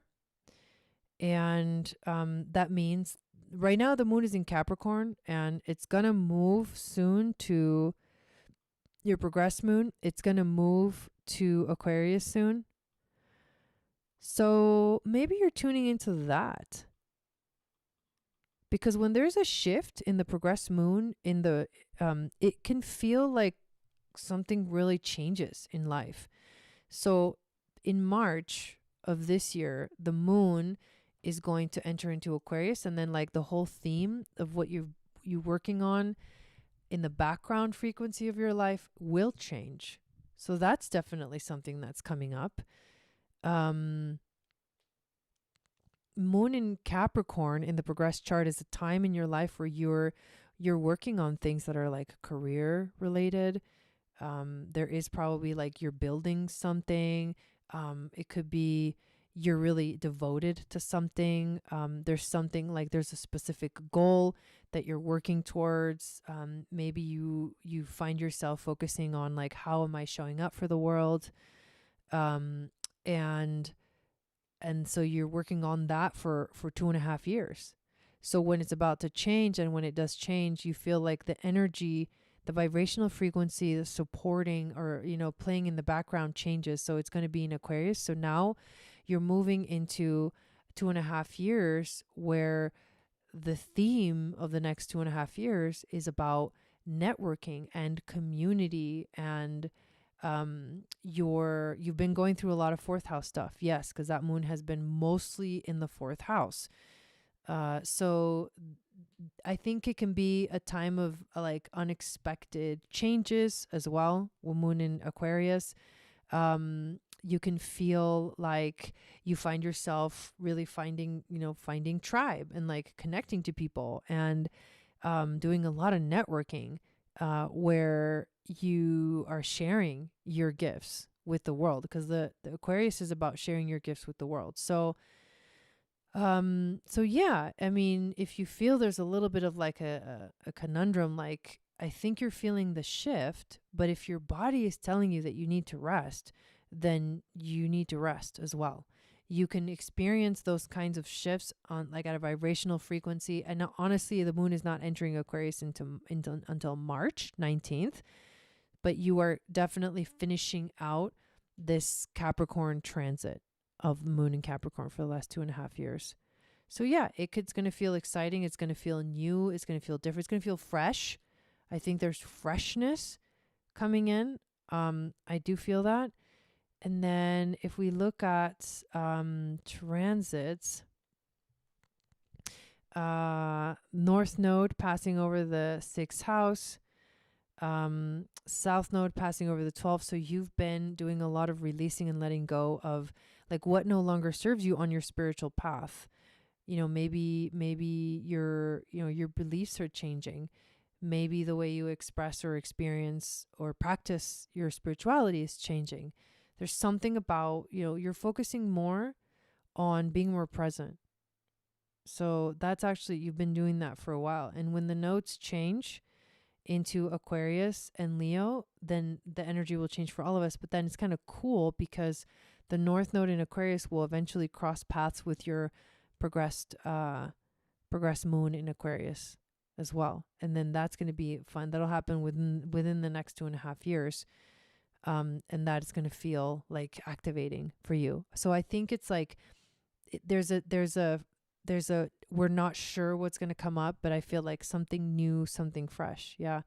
is about to, show up into your life. And as your progressed moon continues to move forward, though, you're going to eventually enter into the balsamic phase of the moon. And that means that that's a time to let go and release and make space for the new cycle that comes next. But that won't be for like a few years.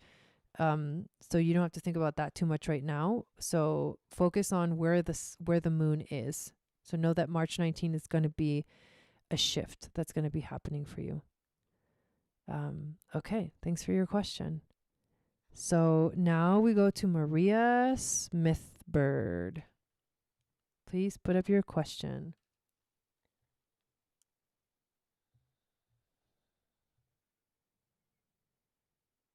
And please, if you're watching, make sure that you give this video a thumbs up and leave a comment below. Just let me know, like, what's one thing that you learned today from watching these broadcasts, or even if you got a reading. And that is what's going to help this channel continue to grow. Okay, you're welcome, Bernadine. Maria, is it possible to ask what is the lesson I'm supposed to be learning by taking care of my father? It's a soul contract for sure. And have I been fulfilling it? So I think this is a great question to use to pull some cards. So I'm going to use the cards. All right.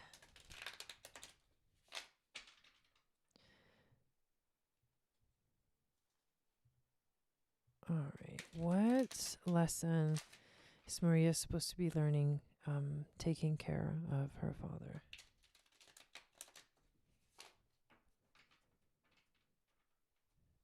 Is she fulfilling this journey, this lesson? All right.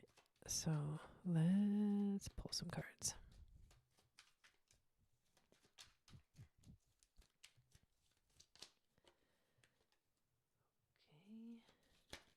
Whoa.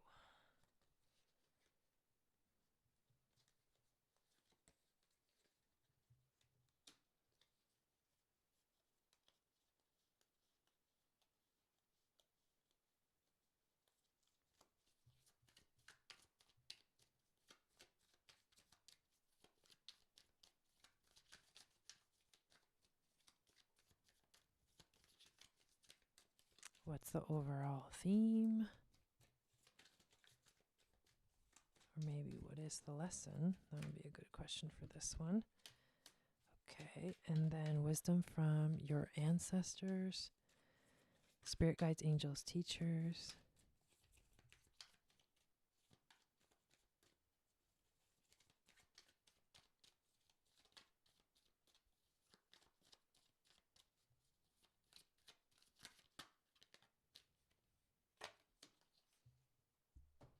And animal spirit that's guiding you through this lesson. Okay. So this is interesting because the first card you got is the Knight of Wands, which essentially is like the fire horse. He's literally on fire. Is it almost like being a parent? Yeah, I'm sure. Okay, but this represents you right now. So I feel like maybe there's like a desire inside, like there's something about, like, I know this is really a challenging thing to take care of, like, our parents, especially when they're in like their old age, and definitely not an easy thing at all. I think that you have a really like powerful spirit though, and your spirit is like feeling right now, like, I really just want to, like, I want to do more, and I think that maybe you're struggling with the, I want to do more, and I feel really passionate right now, but then there's like this thing that's kind of like, it feels like it's holding me back, but is it really holding me back, right? That might be some of the questions that you're asking yourself. Either way, like, obviously there's no right or wrong way to feel your way through this. You're going to feel all the feelings. You're going to feel everything that you're going to go through. So like, definitely don't be hard on yourself when you're like not into it, you know? But I feel like right now that you have a lot of passion that is ready to like freaking do something with it. The challenge, you got the Sun and the Seven of Swords, which is two very interesting energies, because the first one is like, so I would say this would be self-love for sure. I would also say this is innocence. This is like joy, right? So the challenge is like, okay, so the challenge is finding the joy in all, amongst all the confusion, you know, is finding the joy, and I guess the gratitude would be another way to say it, amongst like when things don't feel right, when even when I feel like I'm not trusting myself, or I'm not trusting those around me, or things just feel funky. That's the challenge for you, is to keep finding the joy when things feel off.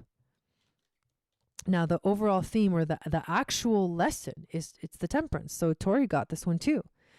And this is about, this experience is shaping you and refining you. And that's the lesson. It's like the actual experience is doing something for you. And this thing that it's doing for you is like molding you and refining you into a better person. It's making you into a better person. Believe it or not, it's the true process of alchemy that takes time.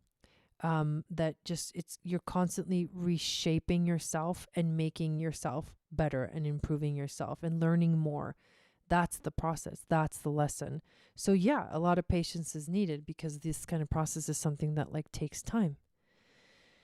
Then you have the wisdom from your ancestors. Is the Three of Pentacles, but it actually came reversed. So I think what they're saying here is like, maybe sometimes you want to do it all yourself. And so because of that, like you feel like responsible for some reason. You feel like maybe you're the only one capable of doing this. But they're saying that like, don't hold yourself back from asking for help. Like, I think maybe there's moments where you need to ask for help, and maybe you're not doing it for some reason. And so they're saying, just look into that. Like, you know, what is this like need to do it myself, to like be the one responsible for this, you know, and ask for help. I think they're saying like, you definitely, if you need the help, then you need to ask for help. And don't feel like you have to do it all alone. And the animal spirit that you got is actually the black egg. So let me pull that one up. This is an interesting one. But the black egg had everything to do with truth. So it's speaking from an authentic voice. It's the truth. So I think it's telling you like, it's time to just be honest with yourself about what's the truth behind this for yourself. What do you really want right now? What do you really feel? The black egg contains one of life's essential treasures, the truth. Inside of it resides no confusion, excuses, small talk, noise, or lies, not even white ones. This living and breathing vessel harbors only that which rings true. When this essence is in balance, we speak slowly and clearly. We are drawn to activities like writing, reading, teaching, singing, or perhaps public speaking. Sounds draw us in. Books draw us in. The concept of truth itself draws us in. We start asking questions like, what do I know to be true about myself? And what is true about the world? When the energy of the black egg is not yet accessed, we speak from an unsure place. We say things others want to hear. We gossip or repeat stories to justify our subpar behavior. We might even try to convince ourselves that we have no inner truth at all. The energy of the black egg hovers and waits for us to reconnect. It is available at every moment, in every situation. It's the epicenter of truth, the birthplace of our voice. Ooh, there's a truth that wants to be spoken. The subtle essence of this card resides at the base of the throat, at the Vishuddha chakra. The ancient sages saw this center as the hub that governs our speech and expression. Vishuddha translates as especially pure. The balance of the center is important for all of us, but it is essential for writers, editors, musicians, and teachers. So what are you not saying? What are you not expressing? What is that, like those little white lies in the background that are like static? They're not letting you focus. What is that truth? I think you need to tap into that truth within yourself. Be like really honest about this whole thing. And there you go. Thank you, Maria. Okay. So now we go to Maria Johnson and then Shayna.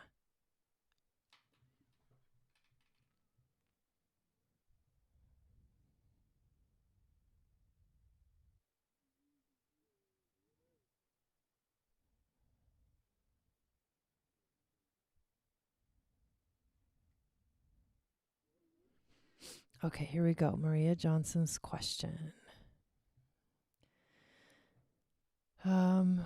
What does the universe want to tell me?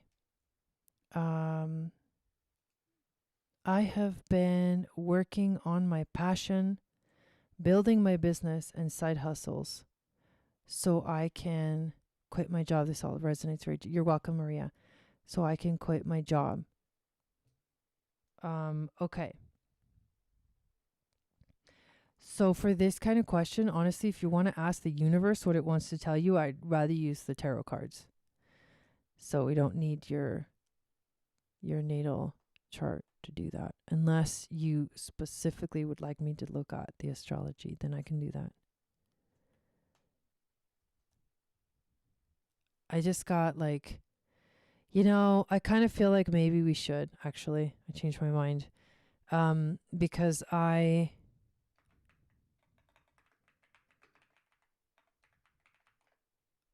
suddenly got this hit that we should look at your progressions. So let's do that. Okay, so 10, 18, 70, 3 p.m.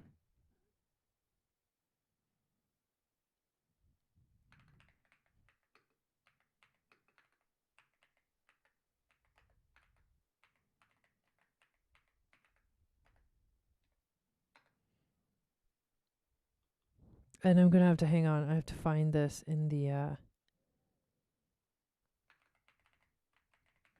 Okay, I think it's probably going to find it better. Putting the city...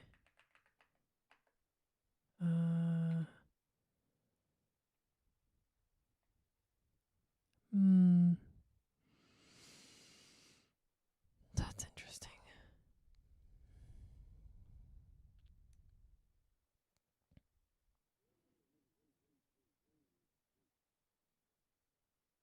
The system's wanting like clarification on the location. So let me search for Villa de Curas and see what it comes up with. Okay, there it is. That's what I want. That one. Okay.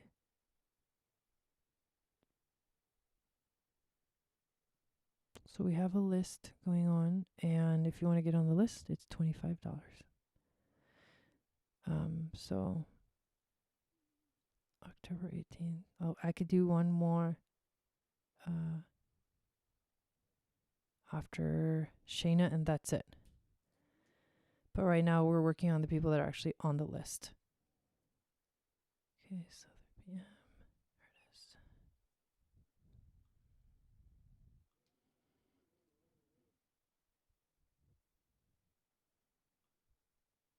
There it is. Okay, let me share this on the screen.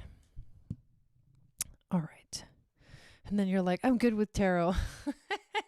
So when you put your birth information, it makes me think that you want me to pull up your chart. So we don't need your birth info if you want tarot, just for everybody else. But it's in the description of this video, the link to pay. Okay. Well, I was drawn to do your progress chart for some reason, and now I know why. Okay. So essentially, you just went through like a full moon in your progress chart. This is a big deal. So whenever we experience the full moon in the chart, it's like we have reached a moment of like completion. in our lives, and we are completing like the last 14 and a half years. And so this full moon happened in November 17th of 2025 for you in your progress chart. And so what ends up happening is that like life has been feeling like it's reaching some kind of a climax, reaching some kind of a completion. And now you've reached that completion. And so right now it's almost like there's nothing more. Like they say that when you get to the full moon, you don't harvest anymore. Like it doesn't grow any further. You actually start to harvest. Sorry, so you harvest now instead of growing. So you're done doing the growing part. Now you're like picking the fruit, and the fruit depends on like everything you've been working towards up until this point, like 14 and a half years ago. Now there is a big, there's always like a big theme when it comes to, what is this thing that you have been working on? So we'll go over that for a second. But first of all, I want to find which gene key this full moon happened on. It's 20 degrees of Gemini, and that is the 45th gene key. And so the big theme right now that you have literally like found yourself experiencing is the shadow of dominance. The gift is the gift of synergy, and the city is the city of communion. And he describes it as cosmic communion. It is the 45th gate. In human design is a gate in the throat center, and it is a gate that connects to the ego center. And that channel, the 4521, is literally called the channel of money. Okay. And is part of the ring of prosperity, which let's read what that's about. So all of this information is part of that question that's answering your question. It's like, what does the universe want me to know right now? So this codon ring is the master program in your DNA for activating true prosperity. This ring produces a high frequency, generating vast abundance across gene pools. The ring of prosperity shows that the more we diversify and unite our resources, the more successful and efficient we will become. So that's something that you need to be working on right now. Through the fusion of human talent coupled with the power of group synergy, anything becomes possible, which leads to the mystical secrets of the guilds, the genetic grouping of genius that when brought together can liberate prosperity exponentially throughout our civilization. So there is something important about prosperity and abundance right now that you're learning about. This gate in human design is called the gate of the gatherer. It's about gathering together. This is people who are here to oversee the future and wealth of the community. So there's a tribal circuitry energy to this. This gate is symbolized by the archetype of the monarch. This is the autocratic tribal leader who represents the voice of the community and gives the final seal of approval to any new law. These people are here to educate others in how to come together in more efficient ways for the benefit of the future health and wealth of the community. Their style of leadership is to govern in the traditional way, simply by being at the top of the hierarchy. The 45 always needs a prime minister, the 21, to manage their kingdom, as they don't like to get their own hands dirty. These people love to have other people working for them, running their business or helping to manage the family affairs. So you've got the energy of a Gemini full moon in your progress chart, which means that this is a moment in your life where you should feel like it's, you've reached a point where like you have grown so much that you're ready to like receive. This is legit the time of receiving when you get to the full moon. Now, if you feel like you're not receiving, during this time, it can feel like maybe the whole time that you were supposed to be working on something, you were like out of alignment and then like not really focusing on what you needed to do. And so the harvest, like if you weren't, for example, the analogy of like a plant. If you have a plant and you don't take care of it, the plant might die. But if you have a plant and you take care of it, it'll give like flower, or it'll give like fruit, or it'll grow and it'll be really healthy.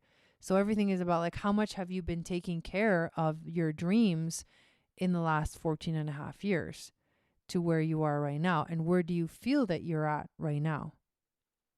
That would be the question that I would ask you, because this is a very important phase to be going through in the progress chart. It's a big deal.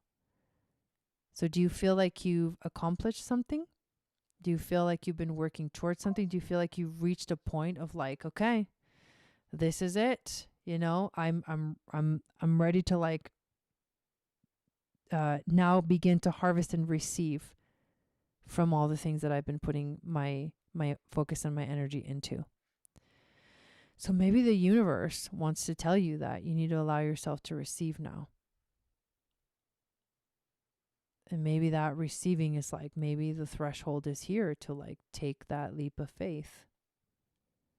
If you've been putting so much work into what you truly love and your passion.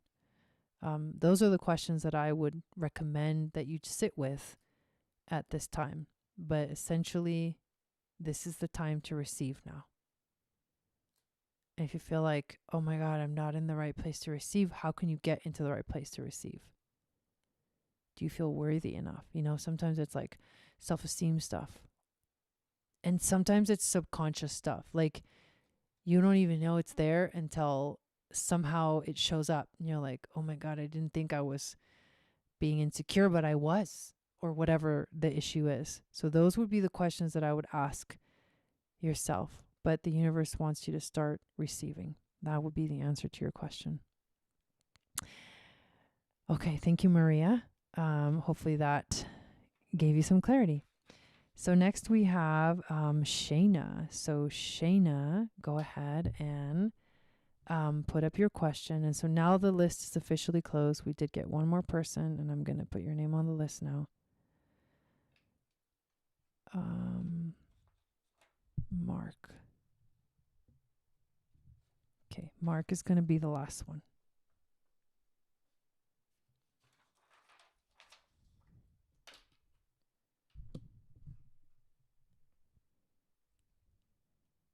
Okay, let me switch over here.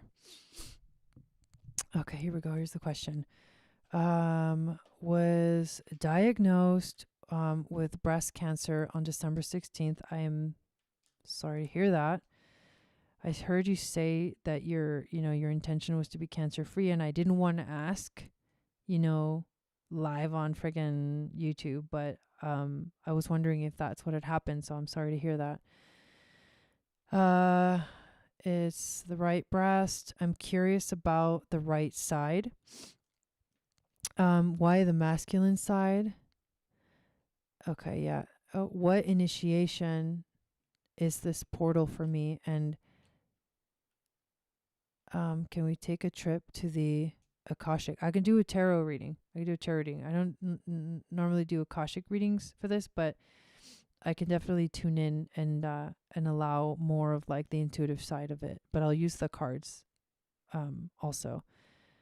So the right side is the masculine side, but the right side also says that whatever you're dealing with, like whenever you have something on the right side of the body, it says that it's something that's going on in your life right now. It's from a current life experience. Anything on the left side of the body, they say it is from a past life. So that's the first clue. It's like something that's happening right now in your life. Okay. And let's pull some cards and get some messages about this. So what initiation is this portal for you? That's the question we want to ask.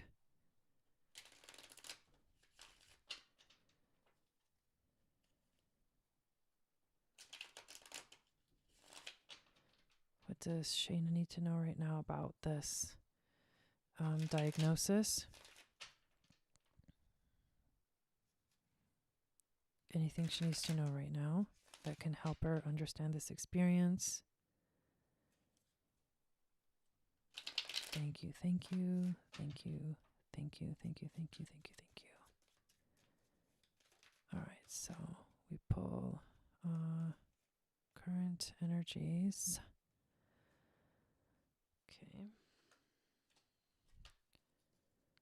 So there's like, it's chaotic. Like, first thing we get is 5 of Wands. I sense it like this, like fighting with yourself or fighting in your environment or just like fighting against something. There's like a fight. Very uncomfortable. There's also mental, like pressure, mental anxiety, like stress, obviously. And it all has to do with it's emotional. There's definitely like a lot of emotions. I think this is crazy because like these cards are kind of intense, but they're like, I'm glad they're coming out like this because it's like we need some clarity, you know? So this is an emotional battle that you're experiencing. It's stressing you out and it's causing like just freaking nightmare energy, you know? So to get to the bottom of it, it's like what is the emotion? What is the emotion anchored to? That's the first thing. Okay, the second thing is what is the challenge or the lesson, you know, the question that you had about like what is this initiation? What is it? That's the next question we want answered.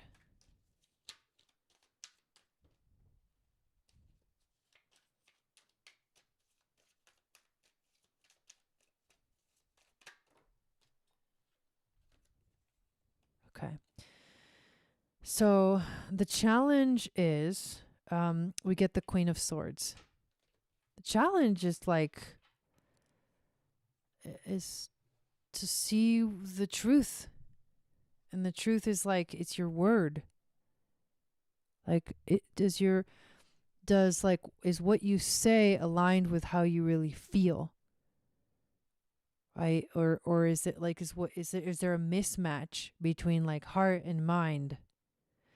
Because this card is like the Queen of Swords doesn't just tells it like it is.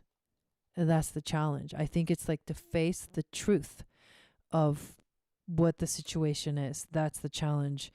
And I think it has something to do with like your word. It's symbolic, but it's like your word. Is your word the truth? You know, is what you're saying the truth? Like, what is your truth? That's the challenge. That's the lesson that you're being initiated into. Overall theme. So let's see what other important theme. Like what is the like a deeper layer of this Queen of Swords? Maybe a little bit of a clarifier for this energy. Like what is this truth? 5 of Cups. It's grief. It's because the truth causes grief and sadness. And that's why you don't want to see it. You're like battling with yourself because there's a truth that needs to be seen and needs to be felt and needs to be acknowledged, but it's being like totally like the truth is being totally like repressed or whatever. And so there's like intense grief. Damn, dude. All right. What do your spirit guides, angels, and teachers want you to know right now?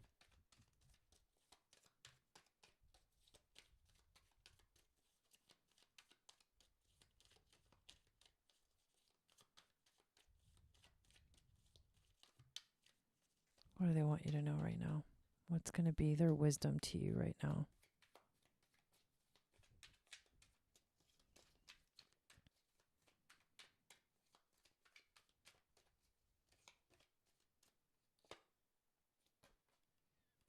Wow. Okay. This is a good reading. The Wheel of Fortune.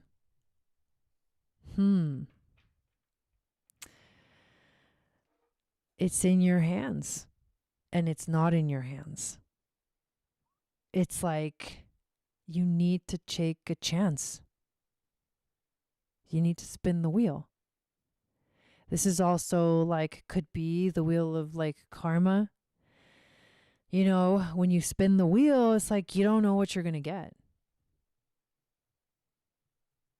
And so they're saying it's like, it could be, you know, this could be, usually the Wheel of Fortune is a positive card to get, because it's like this is the deeper layer of the meaning of what the initiation is. It's like things are changing, and things are changing like vastly, intensely. The direction of your life, it's like you're moving in another direction now, and that's what the initiation is. It's like life is taking you to another story, another, you know, realm, another journey. The wheel of time is shifting. The timeline is shifting. Okay, I want a clarifier for that. Like a little more information about that. What is this timeline shift about? Like, what else do we need to know about this Wheel of Fortune card? Oh, wow. Okay. So, the Wheel of Fortune brings in the Knight of Cups. This card is literally like the knight in shining armor. It's literally about like new love coming into your life, but it doesn't have to be like romantic love. It's like, because the cup is filled with love, right? Like this knight brings you the cup full of water to drink and nourish yourself with. So there's a new direction in your life, and the universe wants to bring you love. Self-love, I feel, more than anything else. Dang. Okay. I want to do actually one more tarot card, one more clarifier about this card. Yeah, love for yourself. Yeah. Yeah.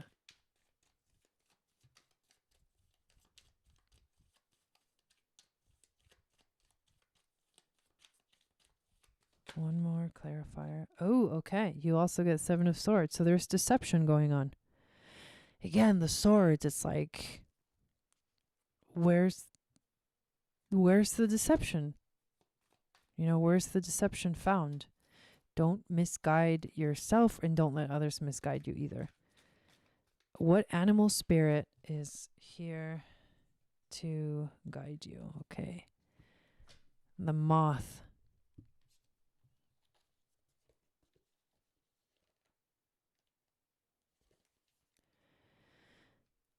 Okay. The moth is impulsive, hasty, and wishful. The moth is sure the grass is greener on the other side. Moth energy is at play when we're attracted to easy solutions or anything shiny and new. This can lead to unfinished projects, disappointment, or burnout. It's helpful to remind moth personalities that life is complex. No matter the illusion, no one is exempt from the trials and tribulations of this great journey. Practice seeing life as an infinite mystery rather than wishing it was easier or different. Whoa. Dang. That's a lot. Well, I wish you luck with this, Shayna. That was an intense one. Okay. Mark, you are our last reading. So what is your question?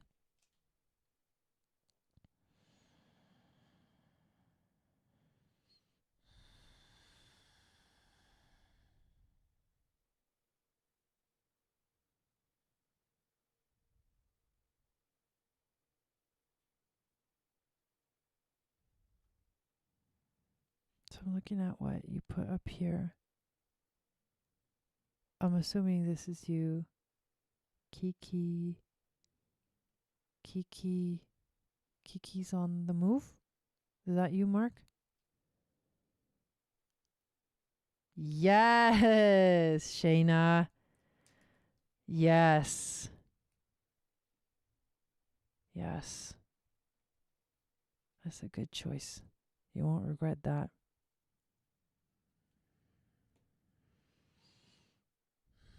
Mark is the person that sent $25.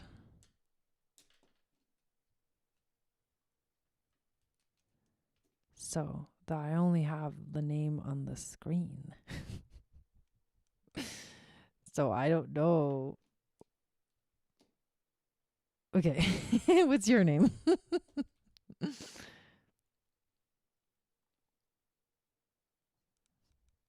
Okay. What's your name and what's your question? What do you want to ask?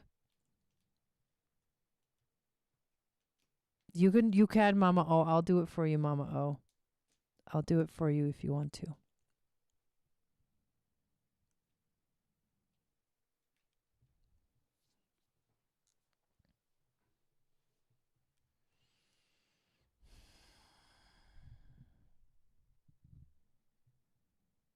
Kiki. Okay. So, what do you want to know, Kiki? What is the question that you have? You posted something earlier about Jupiter. I was reading it and trying to figure out. You had a dream that told you there are no returns after Jupiter.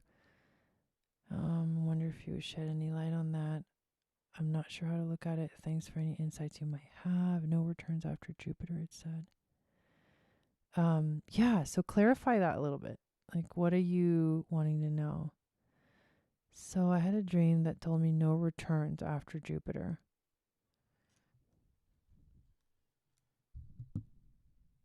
So what is what question do you have? Do you want to know about Jupiter returns? You want me to tell you about Jupiter returns?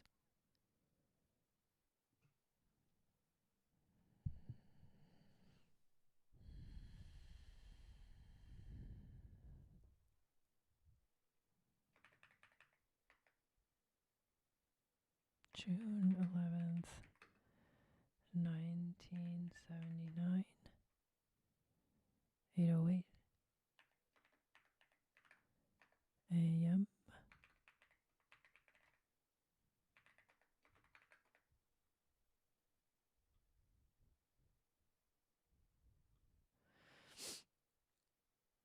Okay. All right. So here's your chart. Jupiter is in Leo for you. So you are correct that you are going to be experiencing a Jupiter return. And let's go forward in time. So Jupiter right now is in Cancer, and it will enter into Leo in June. Okay. So when obviously I don't know how to read my astrology, so anything you could shed on that would be great. I think your dream was about your Jupiter return, and that like you have to focus on what this means. So let me describe to you what it means, and maybe like your message gets interpreted. So the Jupiter return happens every like 12 years because Jupiter spends about 1 year in each sign. So every 12 years, Jupiter comes back to where it was when we were born. And what that essentially means is that you essentially the key is that you experience an activation in abundance, some kind of expansion, like something grows and expands in your life. And that's because Jupiter is the biggest planet in astrology. And so whatever he touches, he expands. So to understand how this Jupiter return, it's actually a very positive, it's an auspicious thing because Jupiter is the greater benefic. So the thing is that like sometimes too much of something is not good. Like you'll be like more, more, more. Jupiter is like more, more, more. Give me more. But then sometimes you're like that's not the right vibe, because it's too much of something that's not good for you, right? So you have to find the balance between that. But Jupiter is going to give you more, more, more, whether you like it or not. So how you interpret that, how you take that is very important. You have Jupiter in Leo in your chart, and Jupiter is in your first house. So Jupiter, if he magnifies everything he touches, then one important theme for you and the way that you experience expansion and abundance is like through like actually shining your light, being in your heart. Leo is about the heart. He teaches us about love, like true love. It's like fixed fire. It represents the sun. So you have a big personality. You are Cancer rising, but most of Leo is in your first house, the energy of Leo. So also 7 degrees is a very intuitive energy. So this is about trusting your heart. This is about Leo also represents children. It also represents passion. It represents creativity. So you're going to be coming into like a reactivation of your creativity and your passion, which I think is actually great for the year of the fire horse, because it's a fire element. So usually Jupiter returns is a year where there's abundance. You need to follow your creative side. That's what your Jupiter return says.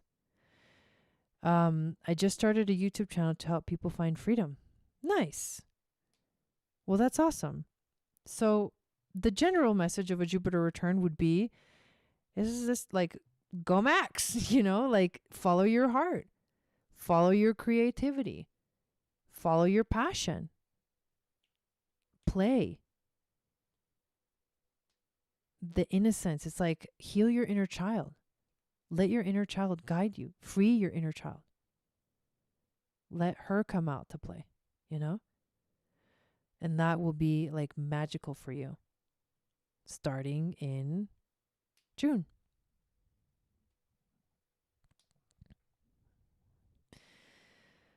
You recently pulled the Knight of Wands.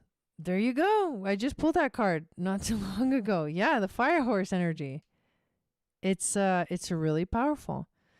So I'll look at something else real quick.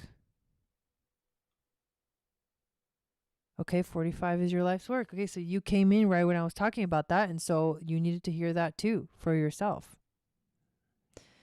You're right now, the phase of life that you're in is like you're building. Keep building.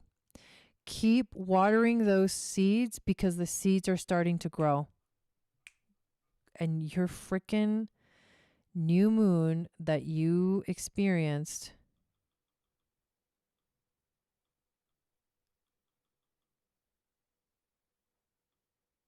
One second.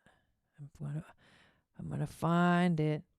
I'm gonna find it. Ready or not, here I come. Dude, this is fucking nuts. Damn, Zog. Okay. So your progressed new moon, you had a progressed new moon in your chart in January of 2022. So that's when the cycle started. It was at 0 degrees of Leo. That is like a magic number. 0 Leo, it's like any 0 degree, it's like you need to protect it. You need to hold it in a sacred. What is your intention? What was planted in 2022 that you are now building? When you get a chance, sit down and journal and reflect on that. That's going to be really important for you. This is huge because that Jupiter is going to enter Leo and it's going to hit that exact moment. And like 2022 is going to come back and get activated again. 0 Leo is the 56 gene key. So read the 56 gene key. Read what it's all about. I'll introduce you to it right here.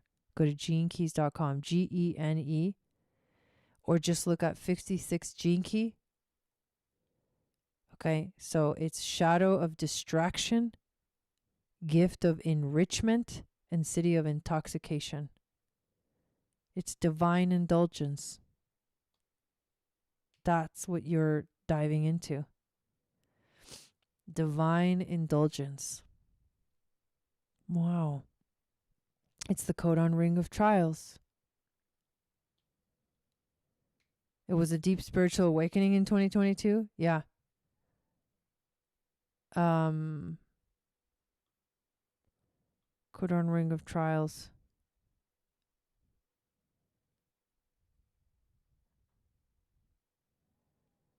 Here it is. Okay, so this is a theme. Oh shit. So you know the gene keys? What was the 56? The 3 gene keys that make up this unique codon group are related to what science terms the stop or terminated codons, behaving as a seal that closes up the places where we leak energy. Holy shit. And that 0 degree is like fucking, you gotta put a womb, you gotta protect it. Hi. Such chemical punctuation marks have an unusual role of importance within the totality of the genetic code itself. When activated, this codon ring begins to unplug humanity from the illusory world of the outer senses. On a purely archetypal level, the 3 stop codons of this ring of trials lay out the great dramatic script of evolution itself, testing human beings on their road to self-realization. Every human awakening must arouse the hero or heroine inside, and that inner being must face its mythical trials. Okay, this is your hero's journey. You're on the hero's journey, and you're now watering those freaking seeds. So keep going. Don't stop. Jupiter's going to magnify it. Nice. All right. Mama O, your turn. And this is the last one. Thank you everyone that got on the list today. I haven't done these mini readings in a long time. I'll probably do them again soon. I'll try to maybe every other week or something like that. But when I feel the energy, because it takes a lot to do these. Like, I mean, how long have I been live? 2.5 hours. Yeah. Sometimes these readings I'm on for like 2+ hours. And it's a lot. Satnam. Okay. Yes, I is here. So this is our last reading of the night. And you know what? You guys, you learn a lot in these when we do these readings. You learn a lot. So what is your question, Mama O?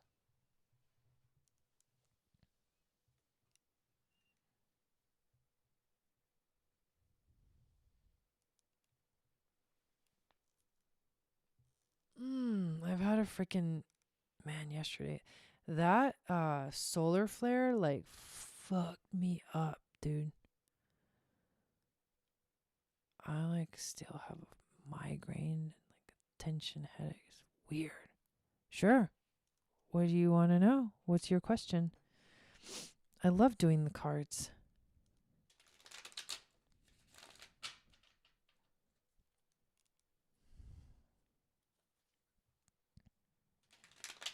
Okay. Well, let's begin. Okay, so what does Mama O need to know right now? What message does she need to know? Yeah, the headache's like weirdly right towards the end of this broadcast. it was here earlier, then it went away, and I was like, yeah, and now it's back. And I'm like, I need water. I'm also on my moon, so I'm like, damn. Fucking A, yo. All right, here we go. Card number 1, 7 of Cups. So this represents you. Like, this is you right now. Lots of wishes, right? Lots of possibilities. But what do I pick? What do I focus on? So you could feel kind of distracted with like too many options, too many things going on. Like, this is very Piscean. Right? Very Piscean. So I just feel like, okay, there's a lot going on. There's just a lot going on right now for you. It could feel really exciting. It could also feel really overwhelming. What's challenging you right now? What is challenging you right now? Oh. Getting ready. I think the challenge is getting ready. Like packing the car for the road trip. You know what I mean? Because this is the Chariot. And the Chariot is like when the Fool gets to a point in the journey where like, he's like, I'm ready, bitch. Let's go. He's like, I read my books. I like took my test. I passed my exam.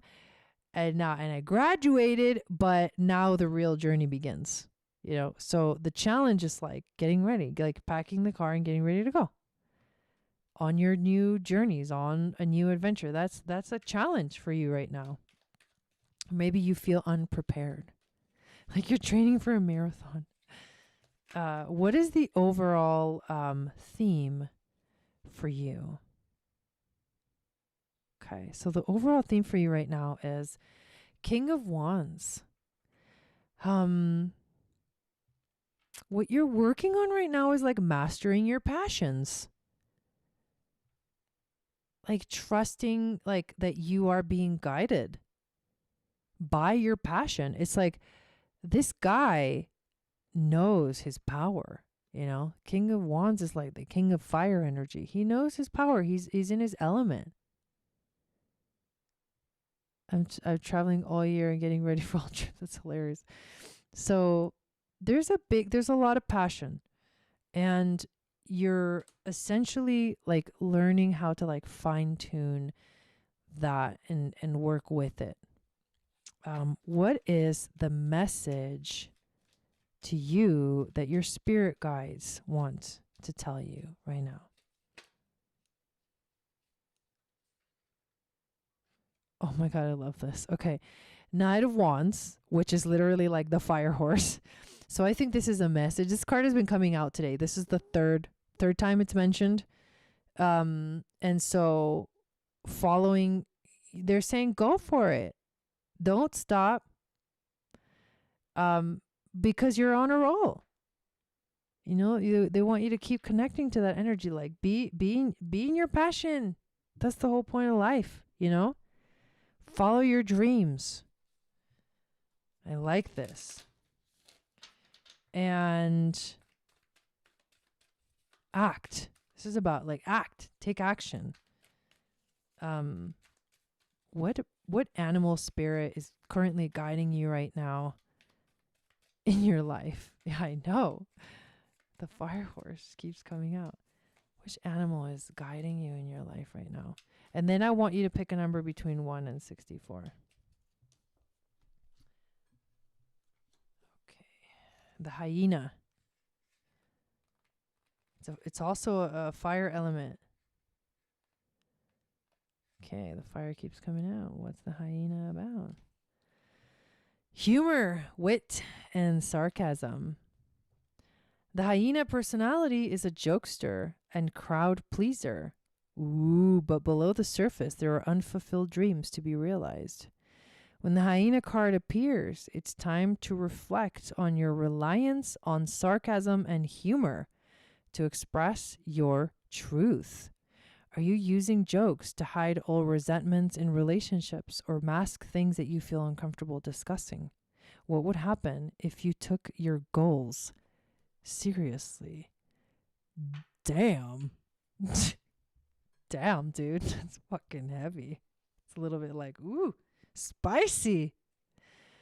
What number did you pick between 1 and 64? Here's your last message.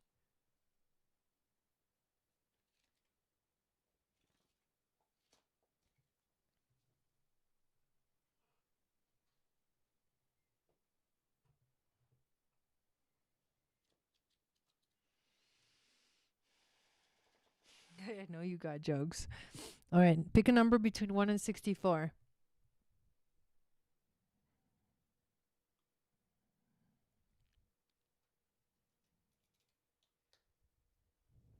Okay. Here's your last message. There is no situation on earth that cannot be used as a means to raise your frequency and open your heart to your inner divinity. I'm here to help you remember and to release you from the prison of your emotional life. Even if you want to speed up enlightenment, you can't. So give yourself plenty of permission to think, to feel, to desire, to react, to hide. Let nothing be forbidden. All I ask is that you be mindful of what you do. The first step is awakening is realizing that you've fallen asleep. So do not try to change your patterns or passions. Just recognize them. Ah, there I go again. Catch yourself forgetting your true nature. Learn to feel increasingly comfortable with discomfort. In time, you will naturally come to realize that something more wondrous than you can imagine is looking through your eyes, thinking through your mind, and living through your actions. In the end, all of life shall remember itself through you, and all that you'll experience is the revelation of the eternal now. What a beautiful message. All right, you guys. Thank you for being here tonight. Thanks for supporting this channel. Please don't forget to give this video a thumbs up. Leave a little comment below. That's what's going to get the channel to start to grow more. And I really, really would appreciate if you could do that. Especially if you're enjoying the content, of course. And thank you all for getting on the list for tonight. I hope that you received some mini wisdom in these mini readings. I had a lot of fun, and I hope you guys enjoyed watching too, even if you didn't get a reading. You're welcome. Oh, that's really sweet. You're welcome. And I will see you guys again very, very soon.